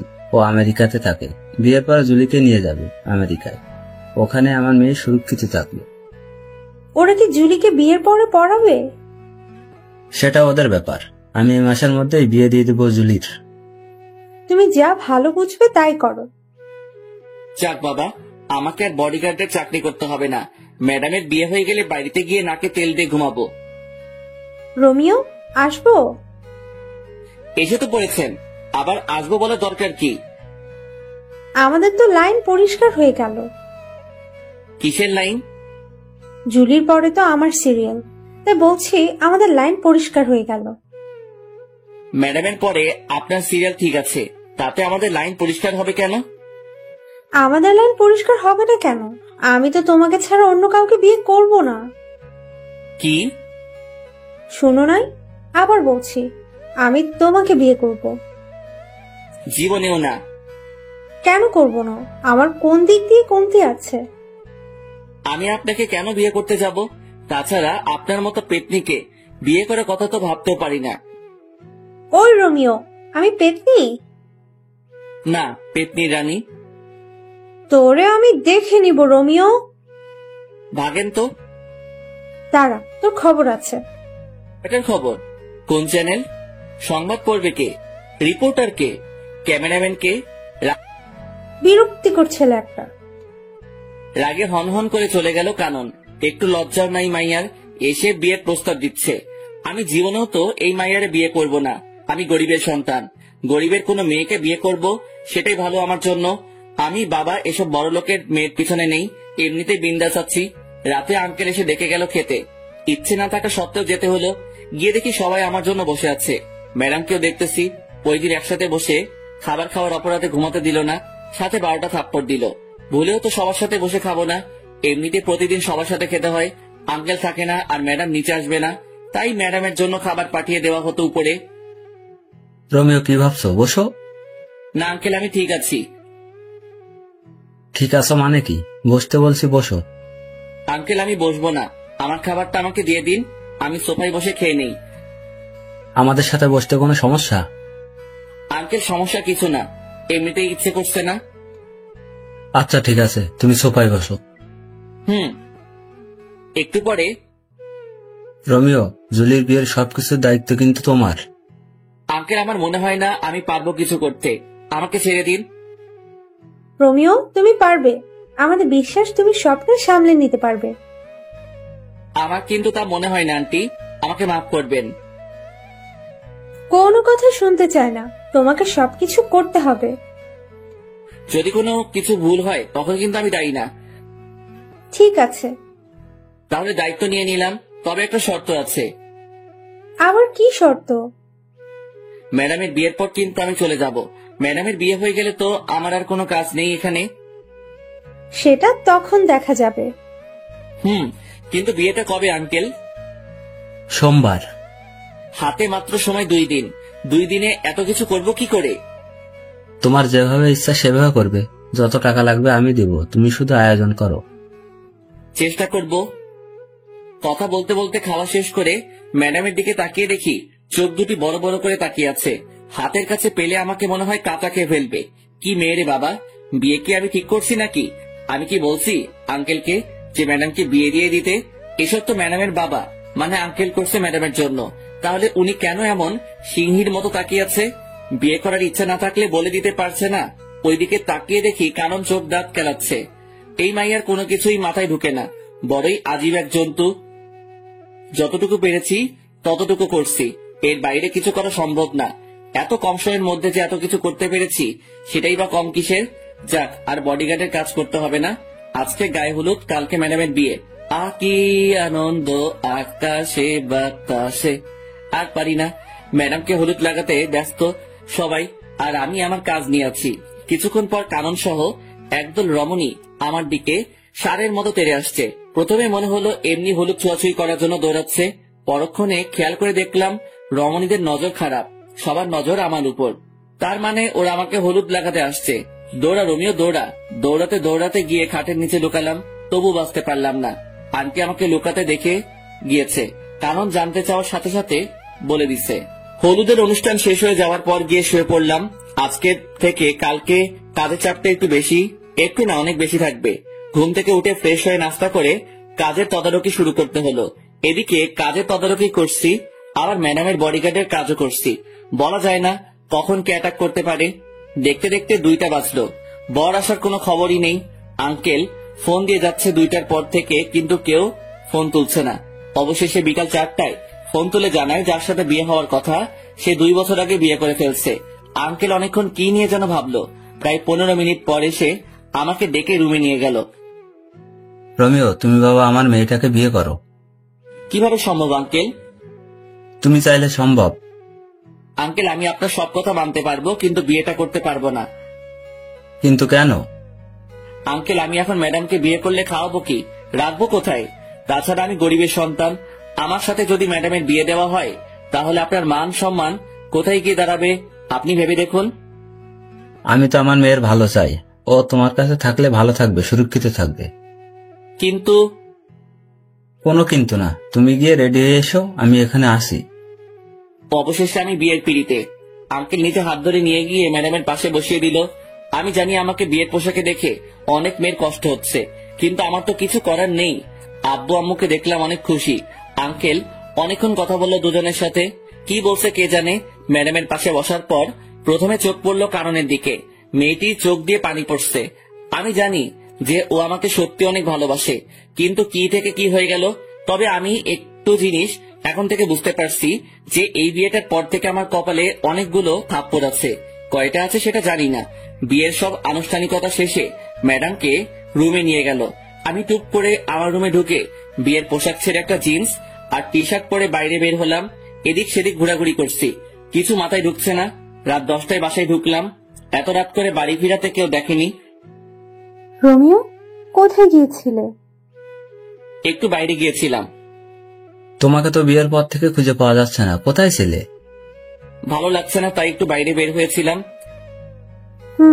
বুঝলাম। এখন খেতে আসো। জি ম্যাডাম, খাবেন আন্টি?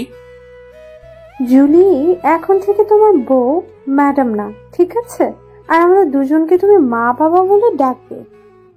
আগে ম্যাডাম আমাকে মেনে নিক, তারপর ভেবে দেখবো। তাও ঠিক বলছো, এখন খেয়ে নাও। কারণ চুপচাপ খাচ্ছে আর বারবার আমার দিকে তাকাচ্ছে। আমি জানি মেয়েটি অনেক কষ্ট পেয়েছে। ভালোবাসার মানুষটা অন্য কারো হয়ে যেতে দেখলে কে বা ভালো থাকতে পারে। খুব কষ্ট হচ্ছে কাননের জন্য, কিন্তু আমার কিছুই করার নেই। চুপচাপ খেয়ে নিলাম। সারাদিনের ক্লান্তি ভর করে আছে, এখন একটা ঘুম দিতে পারলে ভালো হয়। রোমিও, কোথায় যাচ্ছ? ঘুমোতে যাচ্ছি। তা তো বুঝলাম, কিন্তু ওইদিকে কেন? কোথায় যাব? আমার রুম তো ওইটা। আজ থেকে তোমার আর জুলির রুম একটা, আর আজকে তোমাদের বাসর রাত। তুমি উপরে জুলির রুমে যাও। কানন বলছে এই কথা ও কিভাবে পারলো এত তাড়াতাড়ি নিজেকে মানিয়ে নিতে? যাক, ভালোই হলো। যত তাড়াতাড়ি মানিয়ে নিতে পারবে ততই ভালো হবে তার জন্য। ও রোমিও, কি ভাবছো? না, কিছু না। তাহলে যাও জুলির রুমে। আচ্ছা চলো, আমি তোমাকে এগিয়ে দেই। লাগবে না। আরে চলো তো। কানন জোর করে বাইরে থেকে ধাক্কা দিয়ে ম্যাডামের রুমে ঢুকিয়ে দিয়ে দরজা বাইরে থেকে বন্ধ করে দিছে। আমার এখন কি করা উচিত আমি বুঝতে পারছি না। সোফায় গিয়ে শুয়ে পড়বো নাকি ম্যাডামের সাথে কথা বলবো? রুমের মধ্যে পায়চারি করছি আর ভাবতেছি কি করব। এদিকে ম্যাডাম আমার দিকে তাকিয়ে আছে, আমার গতিবিধির উপর নজর রাখছে। প্রায় ৪৫ মিনিট ভেবেও কিছু পেলাম না। আরো ৫ মিনিট পর ম্যাডাম প্রথম মুখ খুলল। বান্দরের মতো লাফাচ্ছিস কেন? ম্যাডাম, লাফাচ্ছি না তো, ভাবছি। কি ভাবছিস? বলা যাবে না। না বললে নাই, তোর কথা শোনার শখ আমার নাই। ম্যাডাম, আজকের এই বিয়ের জন্য আমি দায়ী না। তাহলে কে দায়ী বল? আপনার বাবা, উনি জোর করে বিয়ে দিছে। আমি কি করব বলেন? বিয়ে দিছে শেষ, আর কোনো কথা নাই। আমি তোরে মানবো না। আমার ঠেকা পড়ছে নাকি? ওই শোন, আমি তোরে আমার বর হিসেবে মানবো না। কোনোদিন যদি স্বামীর অধিকার নিয়ে আসছিস তো সেদিন দেখবি কি করি তোরে। আমি এখন একটু ঘুমাবো, আসি। ওইদিকে কই যাস? আমার রুমে ঘুমাবো। কারণের রুমে যাবি না বলে দিলাম। ম্যাডাম, এখানে কাননের কথা আসছে কেন? তোর তো আবার ওর সাথে ভাব বেশি। এখন যদি ওর কাছে চলে যাস? তাতে আপনার কি? বেশি কথা বলবি না। যা, কোথায় যাবি?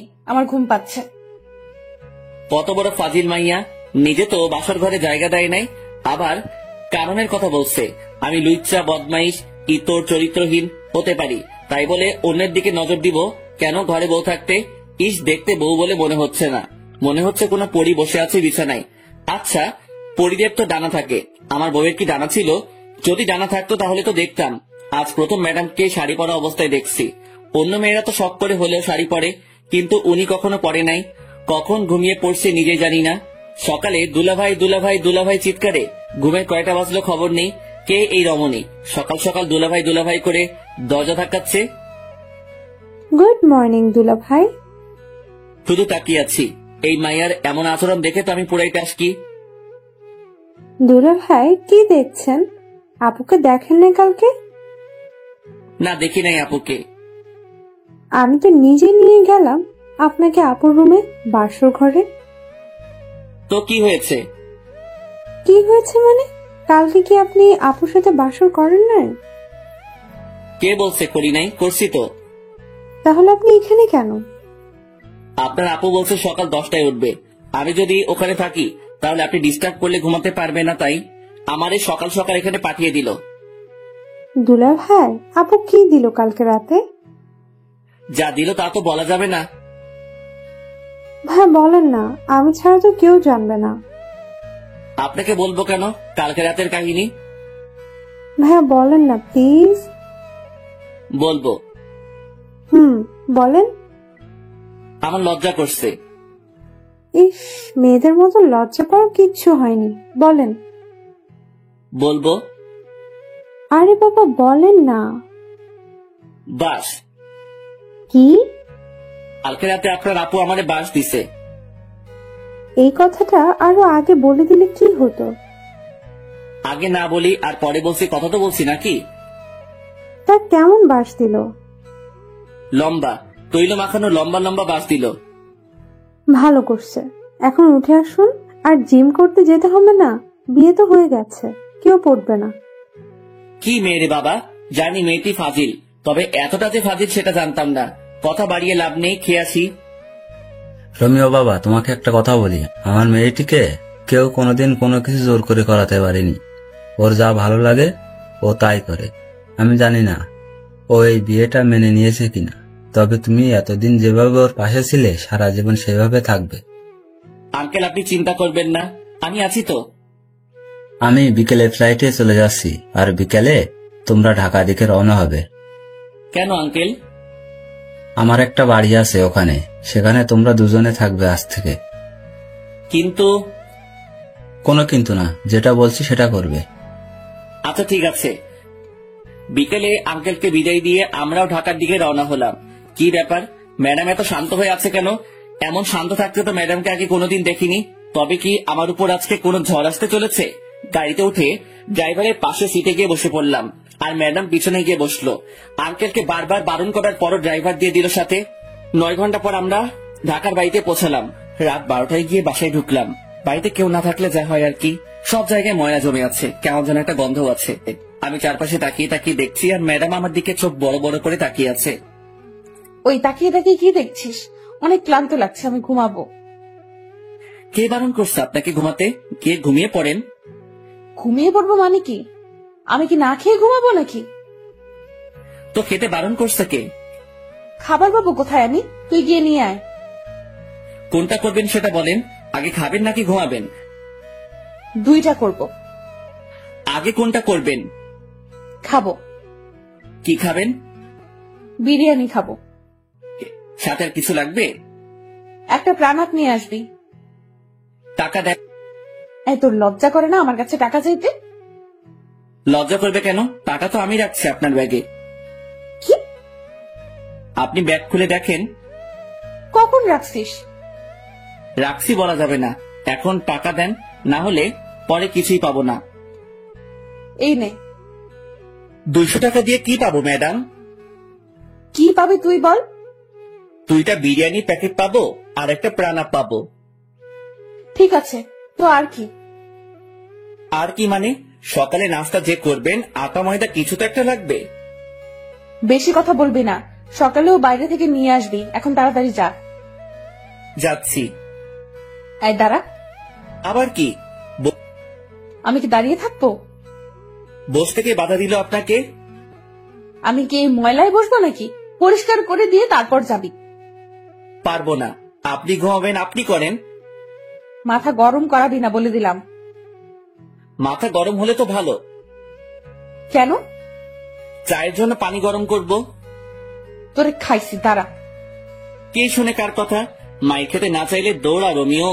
খাবার নিয়ে বের হয়ে ল্যাম্প পোস্টের আলোয় চুপচাপ হাঁটছি আর ভাবছি, কি থেকে কি হয়ে গেল। ছিলাম বডিগার্ড, আর এখন বড় হয়ে গেলাম। তাও আবার যে সে বড় না, বডিগার্ড থেকে বড়। বডিগার্ড বড় হয়ে গেলাম। কি কপাল আমার! কয়জনের ভাগ্যে এমনটা হয়? ভাবতে ভাবতে বাসায় পৌঁছালাম। কলিং বাজানোর সাথে সাথে দরজা খুলে দিল ম্যাডাম। আই বান্দর, তুই এতক্ষণ কি করছিলি বাইরে? খাবার আনতে গেছি। এতক্ষণ লাগে? সময় লাগবে না নাকি? তাই বলে এতক্ষণ লেট করবি? আমি সেই কখন থেকে বসে আছি তোর জন্য। সূর্য কোন দিকে উঠলো? রাতের আকাশে তুই সূর্য দেখছিস কোথায়? সেটা পরের কথা। আগে বলেন, আমার জন্য অপেক্ষা করার কারণ কি? খিদে লাগছে। কখন খাবার নিয়ে আসবি তাই। ও, এই নিন আপনার বিরিয়ানি। বসবো কোথায়? ও আল্লাহ, আমার উঠাই নাও না কেন? কোথায় বসবো সেটাও নাকি আমি ঠিক করে দিব? ওই চুপ। সব জায়গায় তো ময়লা জমে আছে, কোথায় বসবো? তুই সোফাটা পরিষ্কার করে দে, আমি সোফায় ঘুমাবো। শখ কত, আমি ঘুমাবো ফ্লোরে। আপনি যে কোনো একটা রুম পরিষ্কার করে ঘুমাবেন। ওই, আমি তোর ম্যাডাম, আমি যা বলবো তুই তাই করবি। কোন উপন্যাসে লেখা আছে? তোর জন্য উপন্যাস খুঁজতে পারবো না, যেটা বলছি সেটা কর। ঠিক আছে ম্যাডাম, আপনি খেয়ে নিন। এই মায়ের উপর ঠাড়া পড়ুক, সোফায় রাত কাটিয়ে দিব ভাবছি, আজকে কিন্তু সেটা স্বপ্নে থেকে গেল। এই মায়ের জন্য তা হলো না। এটা সেটা করতে করতে রাত 2টা বাজলো। কি ধরে লাগছে হেব্বি, খুব ঘুমো পাচ্ছে। ম্যাডামকে শুয়ে পড়ছে। এটা কি সেই বদরাগী মেয়েটি? কি সুন্দর লাগছে ঘুমন্ত অবস্থায় আমার ম্যাডামকে। কিছু চুল এসে মুখে পড়ে আছে, এতে করে আরো মায়াবী লাগছে ম্যাডামকে। একটু ছুঁয়ে দিতে ইচ্ছে করছে ম্যাডামকে। আচ্ছা ম্যাডাম তো এখন আমার বউ, ছুঁয়ে দেখবো কি একটু? যদি একটা থাপ্পড় দেয় তখন কি হবে? না বাবা, দরকার নেই। ছুঁয়ে দেখার পরে কোনোদিন যদি আমায় মেনে নেয় তারপর না হয় ছুঁয়ে দেখা যাবে।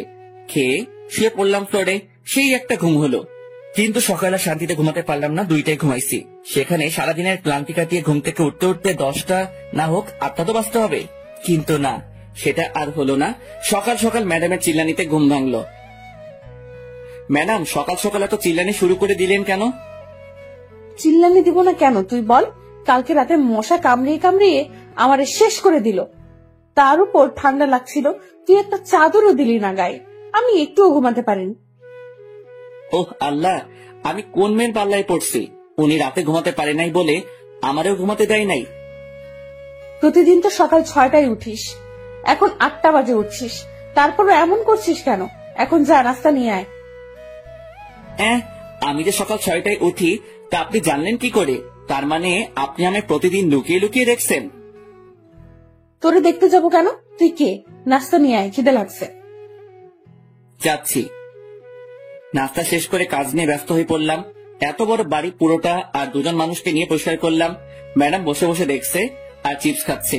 এই মাইয়া পারেও বটে, সারাদিন চিপসকে কাটিয়ে দিল। কয়টা খাইছে হিসাব নাই। আর এদিকে আমার অবস্থা খারাপ হয়ে যাচ্ছে খিদেই। ম্যাডাম রাতে কি খাবার নিয়ে আসবো নাকি রান্না করব? বাইরে খাওয়ার বেশি হলে শরীর খারাপ করবে, তুই রান্না করে নিবি। পারবো না, আপনি করে নেন। বাবা কি বলেছিল মনে নাই তোর? আমারে দেখে রাখতে বলছে। দেখে রাখতে বলছে, রান্না করে খাওয়াতে নয়। বেয়াদব, মুখে মুখে কথা বলিস। যা বলছি তাই কর। পারবো না, আমি খাবো না, রান্নাও করবো না। সারাদিন কাজ করছে, এখন ঘুমাবো। যা রান্না কর। শালার কপাল, বিয়ে করছি কোথায় বইয়ের হাতে রান্না খাবো, কিন্তু এমন পোড়া কপাল, শুধু থাপ্পড় খাচ্ছি। দূর, ভাল লাগে না। প্রথমে ভাবলাম রান্না করব না, পরে ভাবলাম রান্না না করলে তো মেয়েটি খাবে না। দুপুরে কাজে ব্যস্ত ছিলাম বলে রান্নাও করতে হয়নি, বাইরে থেকে কিছু নিয়ে আসতেও হয়নি। সকালে চিপস আনতে বলছে, ওগুলো খেয়েছে সারাদিন বাচ্চাদের মতো বসে বসে। যা পারি কিছু একটা রান্না করি, কিছু একটা তো খাওয়া হবে। রান্না শেষ করে ম্যাডামকে খেতে রাখতে গিয়ে দেখলাম গান শুনছে মোবাইলে ইয়ারফোন লাগিয়ে। সেটা ওনার বিভিন্ন অঙ্গভঙ্গির মাধ্যমে বোঝা যাচ্ছে। ম্যাডাম, ও ম্যাডাম। ওই কি হয়েছে, চিল্লাস কেন? খেতে আসেন। খাবো না, তোর খাবার তুই খা গিয়ে। না খাইলে আমার কি? রান্না করছে, খেলে খাবে, না খেলে নাই, আমার কি? আমি খাওয়া শুরু করার পরে ম্যাডাম এসে বসে পড়ল। আমি শুধু খাচ্ছি, ম্যাডাম যে আসছে সেটা আমি জানি না, এমন ভাব করছি। ওই প্লেট দে, খিদে লাগছে, খাবো তো। একটু আগে তো বললেন খাবেন না, তাহলে এখন আবার খেতে আসছেন কেন? তোরে বলবো কেন? তুই কে? আপনার বর। আবার যদি কোনোদিন তোর মুখে এই কথা শুনি তো তোর খবর আছে। আচ্ছা ঠিক আছে, আর বলবো না, এবার খেয়ে নিন। শুধুই কি এই ভাত আর ডিম ভাজি? আজকের মতো এখানে শেষ করেন। আমি খাবো না। না খেলে নাই, আমার কি? আমি এগুলো খাবো না, কিছু নিয়ে আয় বাইরে থেকে। পারবো না, আমার ঘুম পাচ্ছে, ঘুমাবো। আমি কি না খেয়ে থাকবো সারা রাত? রান্না করা আছে, খেলে খাবেন, না খেলে আমার কি? আমি খাবো না। দূর, না খেলে না খাবে। রান্না করার দরকার ছিল, রান্না করছি। খেলে খাবি, না খেলে মশা খা গিয়ে। হাত পা বিছানায় ছড়িয়ে দিয়ে শুয়ে পড়লাম। বিছানা ভিজে ভিজে লাগছে কেন? তাহলে কি আমি হিসু করে দিছি? না, তা কি করে হয়? আম্মু বলে আমি নাকি ল্যাংটা কাল থেকে বিছানায় হিসু করি না। আজকে কি সে রেকর্ড ভেঙে ফেললাম নাকি? না, সেটা কি করে হয়? তাড়াতাড়ি করে উঠে বসে দেখি ম্যাডাম হাতে একটা বালতি নিয়ে দাঁড়িয়ে আছে। তার মানে আমি রেকর্ড ভাঙি নাই, ম্যাডাম পানি ঢেলে দিছে বিছানায়। ম্যাডাম, এটা কি হলো? আপনার জন্য কি একটু শান্তিতে ঘুমাতেও পারবো না?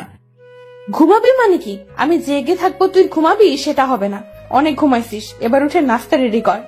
কালকে সারা রাত খিদের জ্বালায় ঘুমাতে পারিনি। খাবার তো ছিল, না খেলে কি করা থাকে বলেন? বেশি কথা বলবি না, নাস্তা রেডি কর।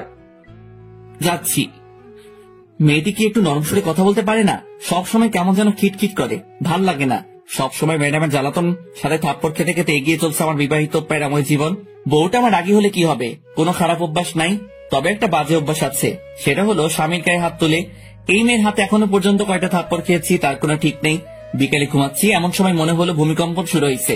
তাড়াতাড়ি বাইরে বের হতে গিয়ে দেখি মোবাইলে আম্মুর নাম্বার ভাসছে।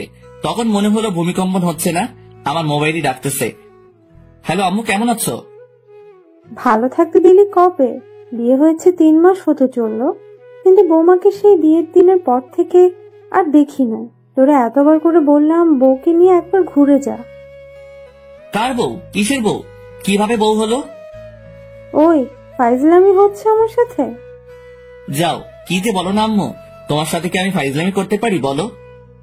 তাহলে বল, কবে আসবি বৌমাকে নিয়ে? আমি জানি না, জিজ্ঞেস করে দেখি যাই কিনা। তুই নিয়ে আসলে তো আসবে, কালকে নিয়ে আসবি। আচ্ছা, দেখি কি করা যায়। দেখা দেখির কাজ নাই, কালকে আসতে হবে তোদের। আচ্ছা, আসবো। এ কেমন বায়না করলো আম্মু? মুরগিকে বলছে বাঘকে ডিনারের জন্য রাজি করাতে, বাঘে যদি আমার চেপে ধরে তাহলে তো আমি শেষ। ম্যাডাম, অনেকদিন হলো কোথাও যাওয়া হয় না, চলেন কোথাও থেকে একটু ঘুরে আসি। মতলব কি সেটা বলতো? মতলব আবার কি হবে? আম্মু ফোন দিয়ে বলছে আপনাকে নিয়ে আমাদের বাড়িতে যেতে কালকে। আপনি কি যাবেন? না, আমি কোথাও যাব না, তুই যা। আচ্ছা ঠিক আছে, আমি যাব। আপনাকে যেতে হবে না? হুম।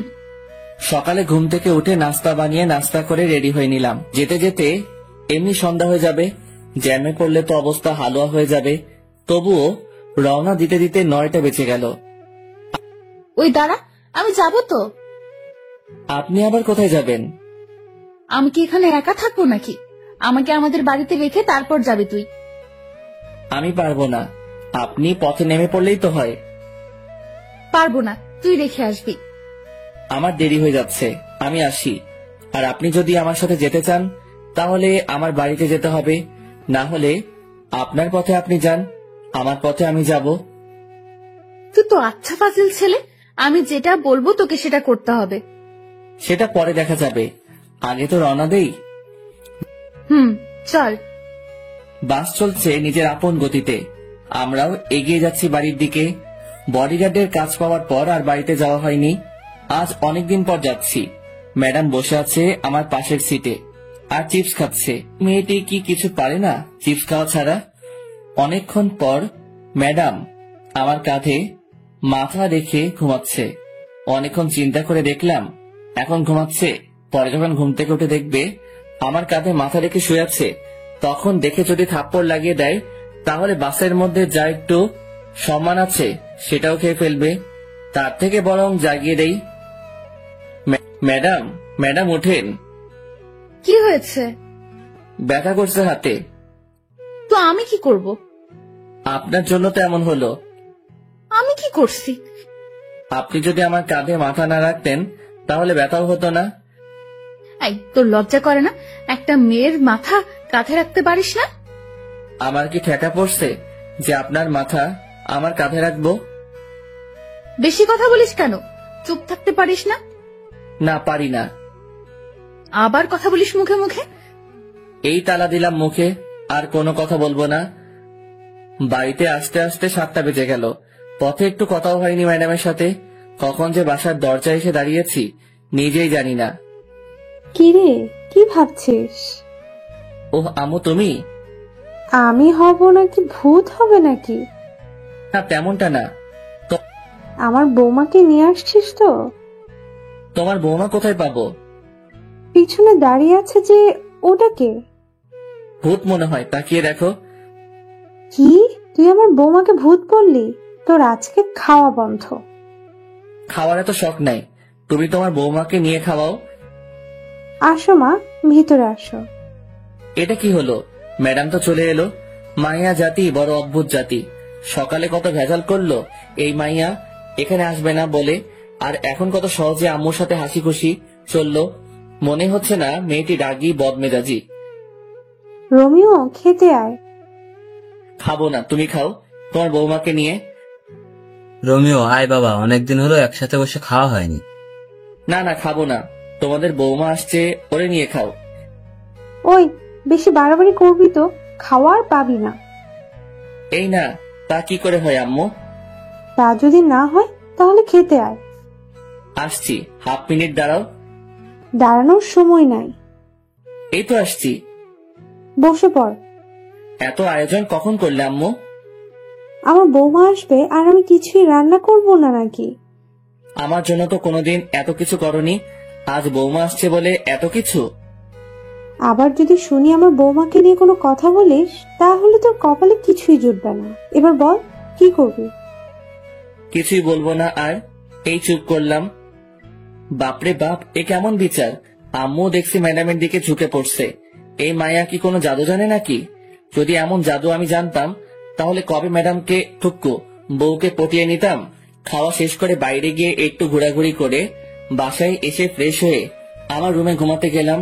রুমে ঢুকে দেখি ম্যাডাম বসে আছে বিছানায়। অনেক ক্লান্ত লাগছে, তাই কোনো কথা না বলে বালিশ নিয়ে নিচে শুয়ে পড়লাম।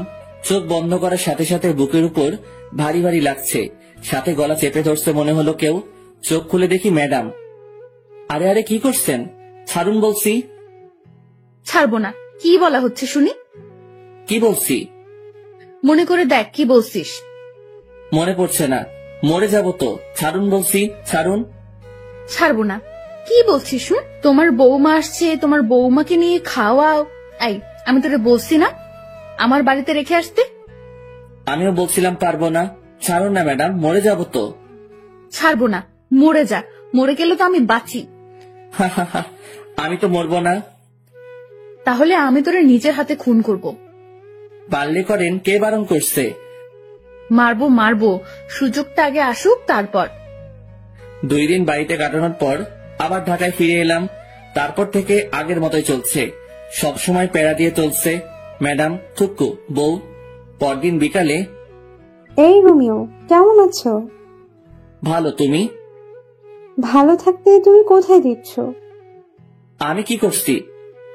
তোমায় যে ভালোবেসে ফেলেছি। ম্যাডাম জানে এটা? পাগল নাকি?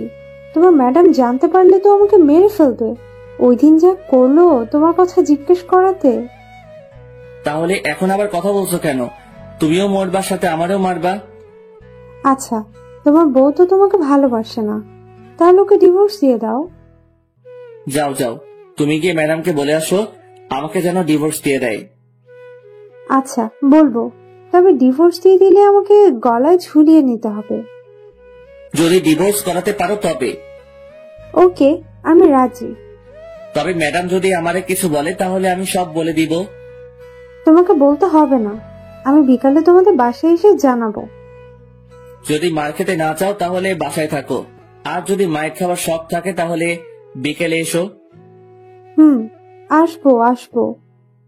কি মেয়ে রে বাবা, মরার ভয় নেই নাকি? ও আসবে আমার আর ম্যাডামের ডিভোর্স করাতে?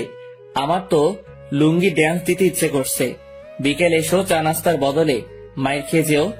ইদানিং ম্যাডাম আমাকে যেভাবে প্রতিদিন পিটায় কোনো কারণ ছাড়া, আর উনি আসবে ডিভোর্স নিয়ে কথা বলতে। ওহ, ওই মায়ের তো পরিচয় দেওয়া হয়নি।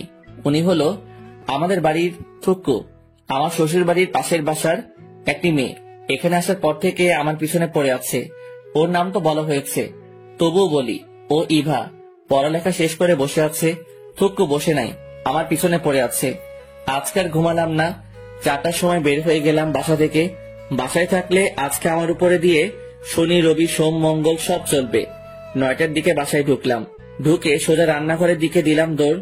খুব খিদে লাগছে, খাবার গরম করতে হবে। ম্যাডাম ঠান্ডা খাবার খেতে পারে না, আর আমি ঠান্ডা ছাড়া খেতে পারি না।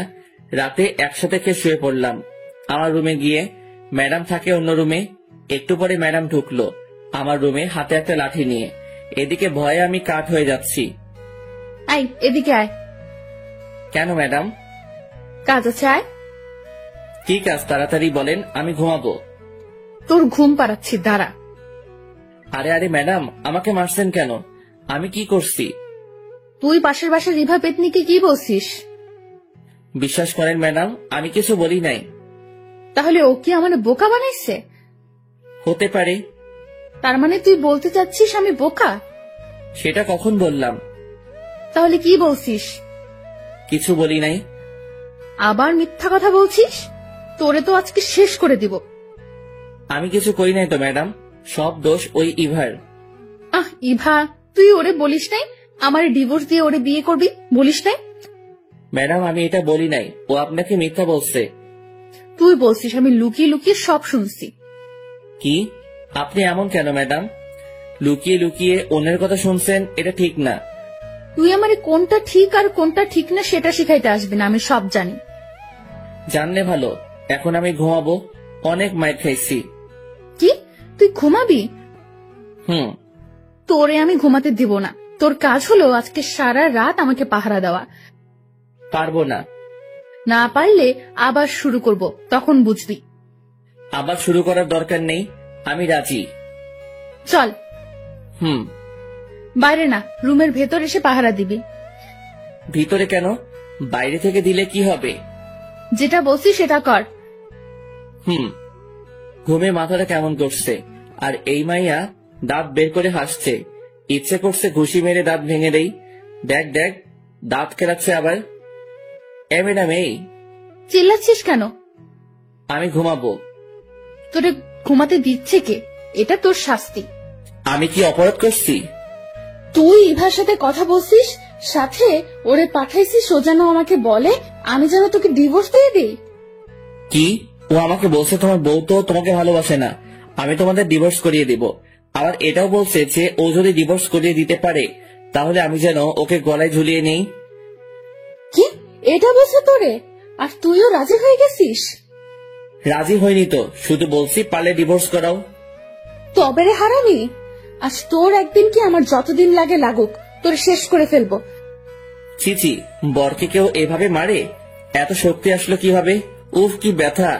এত মেরেও যদি ঘুমাতে দিত তাহলে ভালো হতো, কিন্তু মহারানী সেটা করলো না। উল্টা সারা রাত নিজেও ঘুমায়নি, আমাকেও ঘুমাতে দেয় নাই।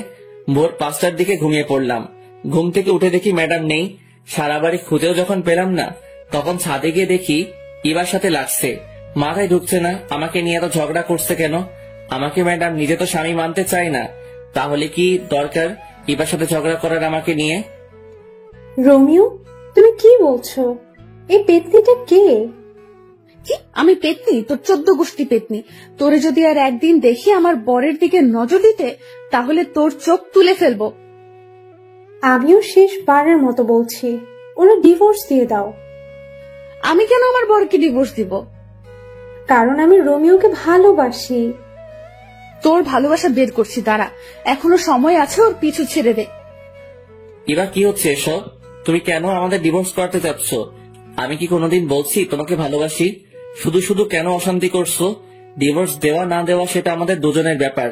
আশা করি আমাদের মাঝে তুমি ঢুকতে আসবে না। আর তুই এখানে কেন এসেছিস?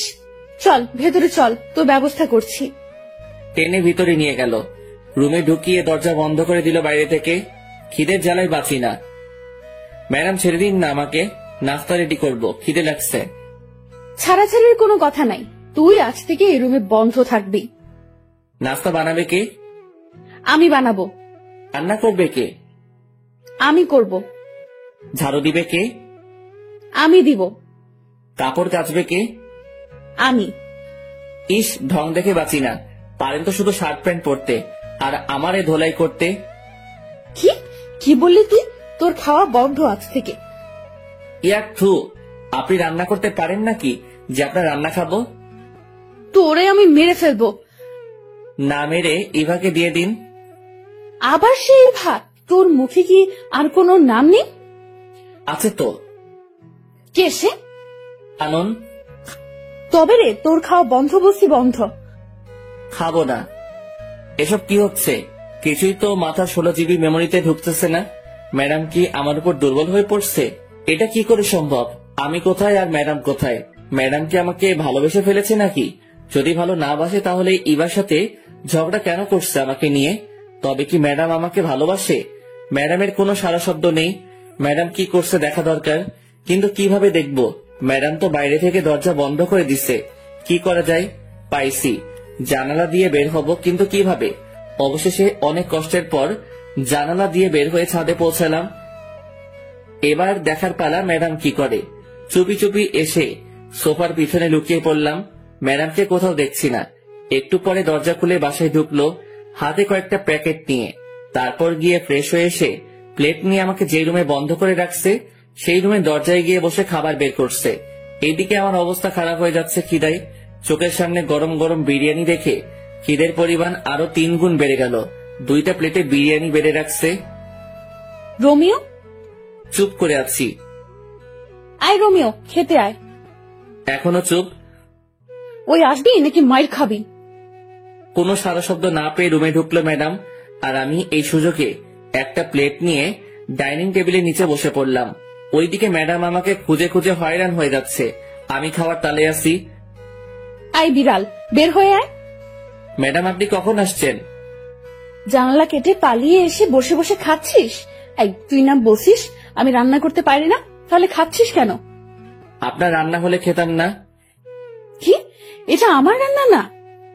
কি চিটিং মাইরি, বাইরে থেকে খাবার নিয়ে এসে নিজের নাম দিচ্ছেন। আমি বাইরে থেকে খাবার নিয়ে আসছি, কে বলছে তোকে? আমি দেখছি। তবে রে বান্দর পোলা। ম্যাডাম, এটা কি হলো? কি হয়েছে? আপনার নজর খারাপ হয়ে যাচ্ছে ম্যাডাম। কি কি করছি আমি যে আমার নজর খারাপ হয়ে গেল? একটু আগে যেটা করলেন এটা কি ঠিক করছেন? তুই আজ থেকে আমার সাথে কথা বলবি না। অন্য মেয়েদের সাথে টাঙ্কি মারতে পারিস, তখন কিছু হয় না, আর এখন আমি তোকে একটা কিস দেওয়াই বলছি। আমার নজর খারাপ? কোনোদিনও তোর সাথে কথা বলবো না, তুইও কথা বলতে আসবি না। বলবো না? আপনি কোন দিন কি আমাকে স্বামী সম্মান দিছেন? দেন নাই। কথায় কথায় থাপ্পড় মারতেন, এটা করতেন সেটা করতেন, কথায় কথায় অপমান করতেন। আমি কোনোদিন আপনার কোনো কিছুতে বাধা দেই নাই, আপনিও আমার কোনো কিছুতে বাধা দিবেন না। আজ থেকে আপনার মতো আপনি থাকবেন আর আমার মতো আমি। এটা কি হলো? যা হওয়ার হয়েছে, এত কিছু ভাবার সময় নাই। পেট ভরে গেছে, এখন একটু পাসপোর্ট অফিস থেকে আসি। পাসপোর্ট রেডি হয়ে গেছে, মেসেজ আসছে, ওটা নিয়ে আসি। প্রায় 1 মাস হতে চললো, ম্যাডাম আর আমার কোনো কথা হয় না। দুজনে বাইরে গিয়ে খাবার নিয়ে এসে তারপর নিজেদের রুমে গিয়ে খাই। ম্যাডামের দিকে তাকালে বোঝা যায় ম্যাডাম এখন রাত জাগে। চোখের নিচে কালি জমে গেছে, অগোছালো হয়ে গেছে। আগের মতো জিন্স শার্ট পরে না, সালোয়ার কামিজ এসব পরে। আগের থেকে অনেক সুন্দর লাগে ম্যাডামকে, তবে শাড়ি পরলে আরো সুন্দর লাগতো। বাংলার মেয়েদের শাড়ি ছাড়া মানায় না। ভাবছি একটা ট্রিট দিব ম্যাডামকে। ভিসা, পাসপোর্ট সবকিছু রেডি হয়ে গেছে। সৌদি চলে যাব, আমার বেস্ট ফ্রেন্ড ওখানে থাকে, ওসব ব্যবস্থা করছে। ম্যাডাম, কি? শপিং করতে যাবেন নাকি? যাব না। আর কিন্তু সুযোগ পাবেন না। আবার বলছি, শপিং করতে যাবেন? যাব, নিয়ে চল। চলুন। যাক, যেতে রাজি হয়েছে। দুজনে একসাথে বের হলাম। রিক্সার জন্য দাঁড়িয়ে আছি, এমন সময় দেখি ইভা আসছে। ইভা যদি কিছু বলে এখন, তাহলে আমার আর রক্ষা নাই। এই জান, শোনো না, রাতে ফোন দিলে ছাদে এসো, দুজনে একসাথে যাতে। যেখানে বাঘের ভয় সেখানে সন্ধ্যা হয়। কি দরকার ছিল এটা বলার? ফাজিল মাইয়া, লুচ্চা মাইয়া, কি মজা পাই বুঝি না এমন করে। ম্যাডাম, শপিং করতে যাবেন না? দাঁড়া, তোর শপিং বের করছি। তোর ইভাকে শপিং করিয়ে দে, যা। আজ থেকে তোর সাথে আমার কোনো সম্পর্ক নাই। তুই লুকিয়ে লুকিয়ে অন্য মেয়ের সাথে কথা বলিস। ম্যাডাম, আমার কোনো সম্পর্ক নাই কারোর সাথে। ইভা তো অনেক আগে থেকে আমার পিছনে লেগে আছে, সেটা আপনি জানেন। অবশ্যই তোর সাথে ওর সম্পর্ক আছে, না হলে তোরে জান বলে ডাকলো কেন? আমাকে ফাঁসানোর জন্য এটা বলছে। আমি এত কিছু শুনতে চাই না। তোর সাথে সম্পর্ক আছে ওর, না হলে তোরে জান ডাকলো কেন? তুই কোনো কথা বলবি না। হন হন করে বাসায় চলে গেল। ট্রিট আর দেওয়া হলো না। এই ইভার জন্য এত কিছু হলো। কি দরকার আমাকে জান বলে ডাকার? বিয়ের এতদিন পর বউকে, থুক্কু ম্যাডামকে শপিং করে দিতে চাইছিলাম, সেটা হলো না এই ইভাটার জন্য। বাড়িতে গিয়ে দেখি ম্যাডাম দরজা বন্ধ করে বসে আছে। ভিতর থেকে ফুপানো শব্দ আসছে। শুধু শুধু ইভার জন্য আজকে ম্যাডাম কাঁদছে। শালার মাইয়া, তোর জন্য আমার লক্ষ্মী বউটা কাঁদছে। ইচ্ছে করছে ইভা মায়াটারে মেরে নাক ভেঙে দেই। ম্যাডাম, খেতে আসুন। খাবো না, তুই খা তোর ইভাকে নিয়ে। ম্যাডাম, বিশ্বাস করেন, ওই মাইয়া এটা আপনাকে রাগানোর জন্য বলছে, আমি শিওর। তোরে আমি বিশ্বাস করি না। আমি যে ভালো না সেটা আমি জানি। এবার খেতে আসুন। খাবো না বলছি, খাবো না। আবার যদি খেতে ডাকিস তাহলে তোর খবর আছে। আচ্ছা ঠিক আছে, ডাকবো না। তবে আন্টি ফোন নিয়ে যেতে বলছে, যাবেন নাকি? সেটা দেখা যাবে, তুই কোনো কথা বলবি না। আমার এত ঠেকা পড়ে নাই আপনার সাথে কথা বলতে। আমার সাথে কথা বলা লাগবে কেন? তোর তো অনেকে আছে কথা বলার জন্য। লুচ্চা পোলা, দূর হও আমার সামনে থেকে। আমি কি আপনার সামনে নাকি যে দূর হব? চুপ কর লুচ্চা পোলা, ঘরে বউ রেখে অন্য মেয়ের পেছনে পড়ে থাকিস। তোর সাথে কোনো কথা নেই। আমার এত শখ নেই আপনার সাথে কথা বলার। কে ঝগড়া করবে এই পাগলিটার সাথে, কখন বাঘিনীর মতো তেড়ে আসবে তার কোনো ঠিক নাই। চিড়িয়াখানায় আছে টুকু, রুমে আছে, ওখানে ঠিক আছে। সকালে ঘুম থেকে উঠে ধাক্কাধাক্কি করে দরজা খুলে ম্যাডামের রুমে ঢুকে দেখি নিচে শুয়ে আছে। একটা মেয়ের রুম মনে হচ্ছে না, বিছানা বালিশ সব ছড়িয়ে ছিটিয়ে আছে পুরো রুমে। মনে হয় আমাকে মারতে না পেরে বিছানা বালিশের সাথে যুদ্ধ করছে। দেখে মনে হচ্ছে ভেজা মাছটা উল্টে খেতে জানে না। কি মায়াবী লাগছে পাগলিটাকে। কাঁপছে দেখে কপালে হাত রেখে বুঝতে পারলাম জ্বরে অবস্থা খারাপ হয়ে যাচ্ছে।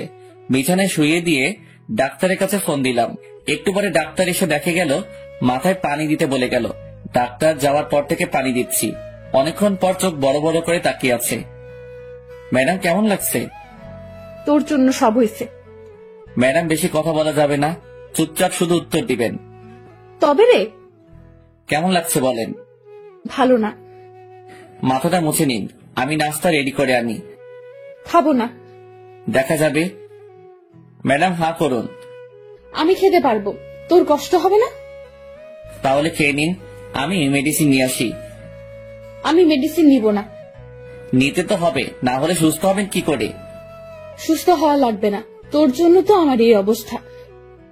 বেশি দিন সহ্য করতে হবে না, চলে যাব। কি বললি আবার বলতো, শুনতে পাইনি। না ম্যাডাম কিছু না, একটু একটু করে সুস্থ হচ্ছে ম্যাডাম। 2 দিন পর রাতে আবার জ্বর আসে ম্যাডামের। সারা রাত মাথায় পানি দিয়ে সকালে নাস্তা রেডি করে নিয়ে গেলাম, খাইয়ে দিতে চাইলাম, কিন্তু ম্যাডাম আমার হাতে খাবে না, নিজেই কাপা কাপা হাতে খেলো। কত স্বপ্ন ছিল বউটা নিজের হাতে আমাকে খাইয়ে দিবে, আমিও নিজের হাতে বউকে খাইয়ে দিব। রাতে বউ আমার বুকে মাথা রেখে ঘুমাবে, গভীর রাতে দুজনে একসাথে চন্দ্র বিলাস করব, এক মগে কফি খাবো, নদীর পাড়ে দাঁড়িয়ে দুজনে একসাথে গোধূলি বিকেল দেখব। কিন্তু কিসের কি, স্বপ্ন স্বপ্নই রয়ে গেল। রাতে ম্যাডামের জন্য খাবার নিয়ে গেলাম, ম্যাডামের হাতে প্লেট দিয়ে দিলাম, জানি আমার হাতে খাবে না তাই দিয়ে দিলাম। ম্যাডাম খেয়ে নিন। খাইয়ে দে। ম্যাডাম খেয়ে নিন তো, ঘুমাবো, ভাল লাগছে না। আমাকে খাইয়ে দে, না হলে খাবো না। খাইয়ে দিতে পারবো না, খেলে খাবেন, না খেলে উপোস থাকেন। তুই তো জানিস আমি উপোস থাকতে পারি না, খাইয়ে দে না। আমি পারবো না, তাছাড়া এখন তো আপনি অনেকটা সুস্থ, নিজের হাতে খেতে পারবেন। তাহলে তুই খাইয়ে দিবি না? না। তাহলে আমিও খাবো না। যখন খাইয়ে দিতে চাইছিলাম তখন তো খেতে চাওনি, এখন কেন খাইয়ে দিতে হবে? সেটা আমার ব্যাপার, তুই খাইয়ে দিবি কিনা বল। আচ্ছা বাবা ঠিক আছে, আমি খাইয়ে দিচ্ছি, হা করেন। এই তো লক্ষ্মী বর আমার। দরকার নেই আপনার বর হওয়ার। অন্য কারো হতে যা, তারপর দেখবি আমি কি করি। বক বক না করে খেয়ে নিন তো। খাচ্ছি তো। ম্যাডাম আপনি তো এখন সুস্থ। তো আন্টি ফোন দিয়ে বলছে যেতে। তো যেতে হবে, আমাকে বাড়িতে যেতে হবে আপনাকে রেখে। তুই যাবি না? যাবো তো, চলেন কালকে রওনা দেই। আচ্ছা ঠিক আছে। রাতে ম্যাডামের জ্বর আসতে পারে ভেবে সোফাতে শুয়ে পড়লাম। কিছুক্ষণ পর মোবাইলটা ডেকে উঠে তাকিয়ে দেখি কানন ফোন দিচ্ছে। হঠাৎ করে কানন ফোন দিল কেন ভাবতে ভাবতে ফোনটা রিসিভ করলাম। তাকিয়ে দেখি ম্যাডাম ঘুমাচ্ছে। হ্যালো কানন, বলো। দুলা ভাই কি করছেন? শুয়ে আছি, তোমার কি খবর? এই তো আছি। আমাদের বাসায় কবে আসবে? কালকে আসবো। তাহলে কালকে দেখা হবে, কথা হবে। এখন রাখি, বাই। বাই। এই এদিকে আয়। কি হলো ম্যাডাম, মাথায় পানি দিতে হবে? না এদিকে আয়। বলেন। কার সাথে লুতুপুতু করছিস? ছি ছি, কি বলেন এসব ম্যাডাম, আমি তো কারোর সাথে কিছু বলি নাই বা করিও নাই। আর মিথ্যা বলতে হবে না, আমি সব নিজের কানে শুনেছি। কি শুনছেন? হ্যাঁ, কানন ফোন দিয়ে জানতে চাইলো আমরা কবে যাব। চুপ, তোর কোনো কথা আমি বিশ্বাস করি না। আচ্ছা মুশকিল তো, বিশ্বাস করা না করা আপনার ব্যাপার, আমি সত্যিটা বলে দিচ্ছি। তুই কালকে আমাকে আমাদের বাড়িতে রেখে আসবি, থাকবো না তোর সাথে। আচ্ছা ঠিক আছে। সকালে ঘুম থেকে উঠে নাস্তা করে বেরিয়ে পড়লাম। সন্ধ্যায় গিয়ে শ্বশুর বাড়িতে পৌঁছালাম। সবার সাথে আড্ডা দিয়ে নিজের বাড়ির দিকে রওনা হলাম। বাড়িতে গিয়ে কয়েকটা দিন আব্বু আম্মুর সাথে কাটাবো। কিছু বন্ধু আছে, ওদের সাথে কিছু সময় কাটাবো। কখন আবার দেখা হবে। রাতে কি শুয়ে পড়লাম। আব্বু আম্মুও জানে আমি যে চলে যাব, তবে ম্যাডামদের বাসার কেউ এখনো বিষয়টা জানে না। ভাবছি যেদিন ফ্লাইট সেদিন জানাবো। 30 তারিখে রাত 2টার সময় ফ্লাইট, সবকিছু ঠিকঠাক। ইচ্ছা ছিল যেদিন যাব সেদিনই ম্যাডামকে জানাবো, সবাইকে জানাবো। কিন্তু এত খুশি লাগছে যে কি বলবো, তাই ফোন দিলাম। আসসালামু আলাইকুম আন্টি। ওয়ালাইকুম আসসালাম।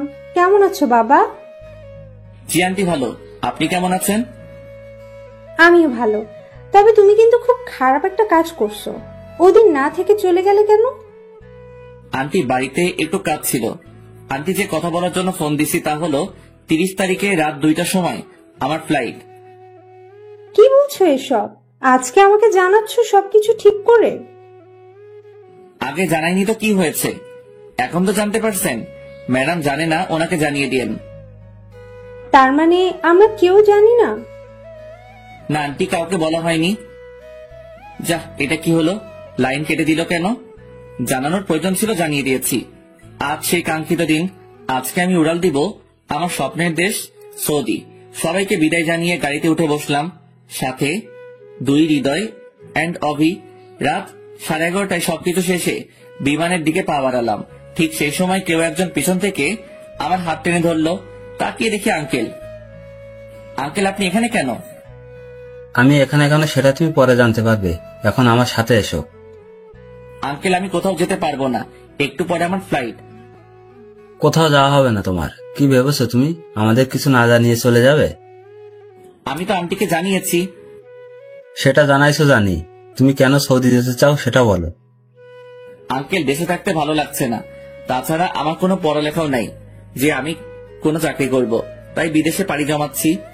সেখানে আমার বন্ধুর সাথে একসাথে থাকবো। আমি তোমাকে কাজ দিব, এখন চলো। কিন্তু কোনো কিন্তু না। তোমার আন্টি জানালো তোমার ফ্লাইট রাত 2টায়। আমিও 10টার সময় দেশে এসেছি, তারপর তোমার জন্য বসে আছি এখানে। আমি তো কোন এয়ারপোর্ট দিয়ে যাবো সেটা বলিনি।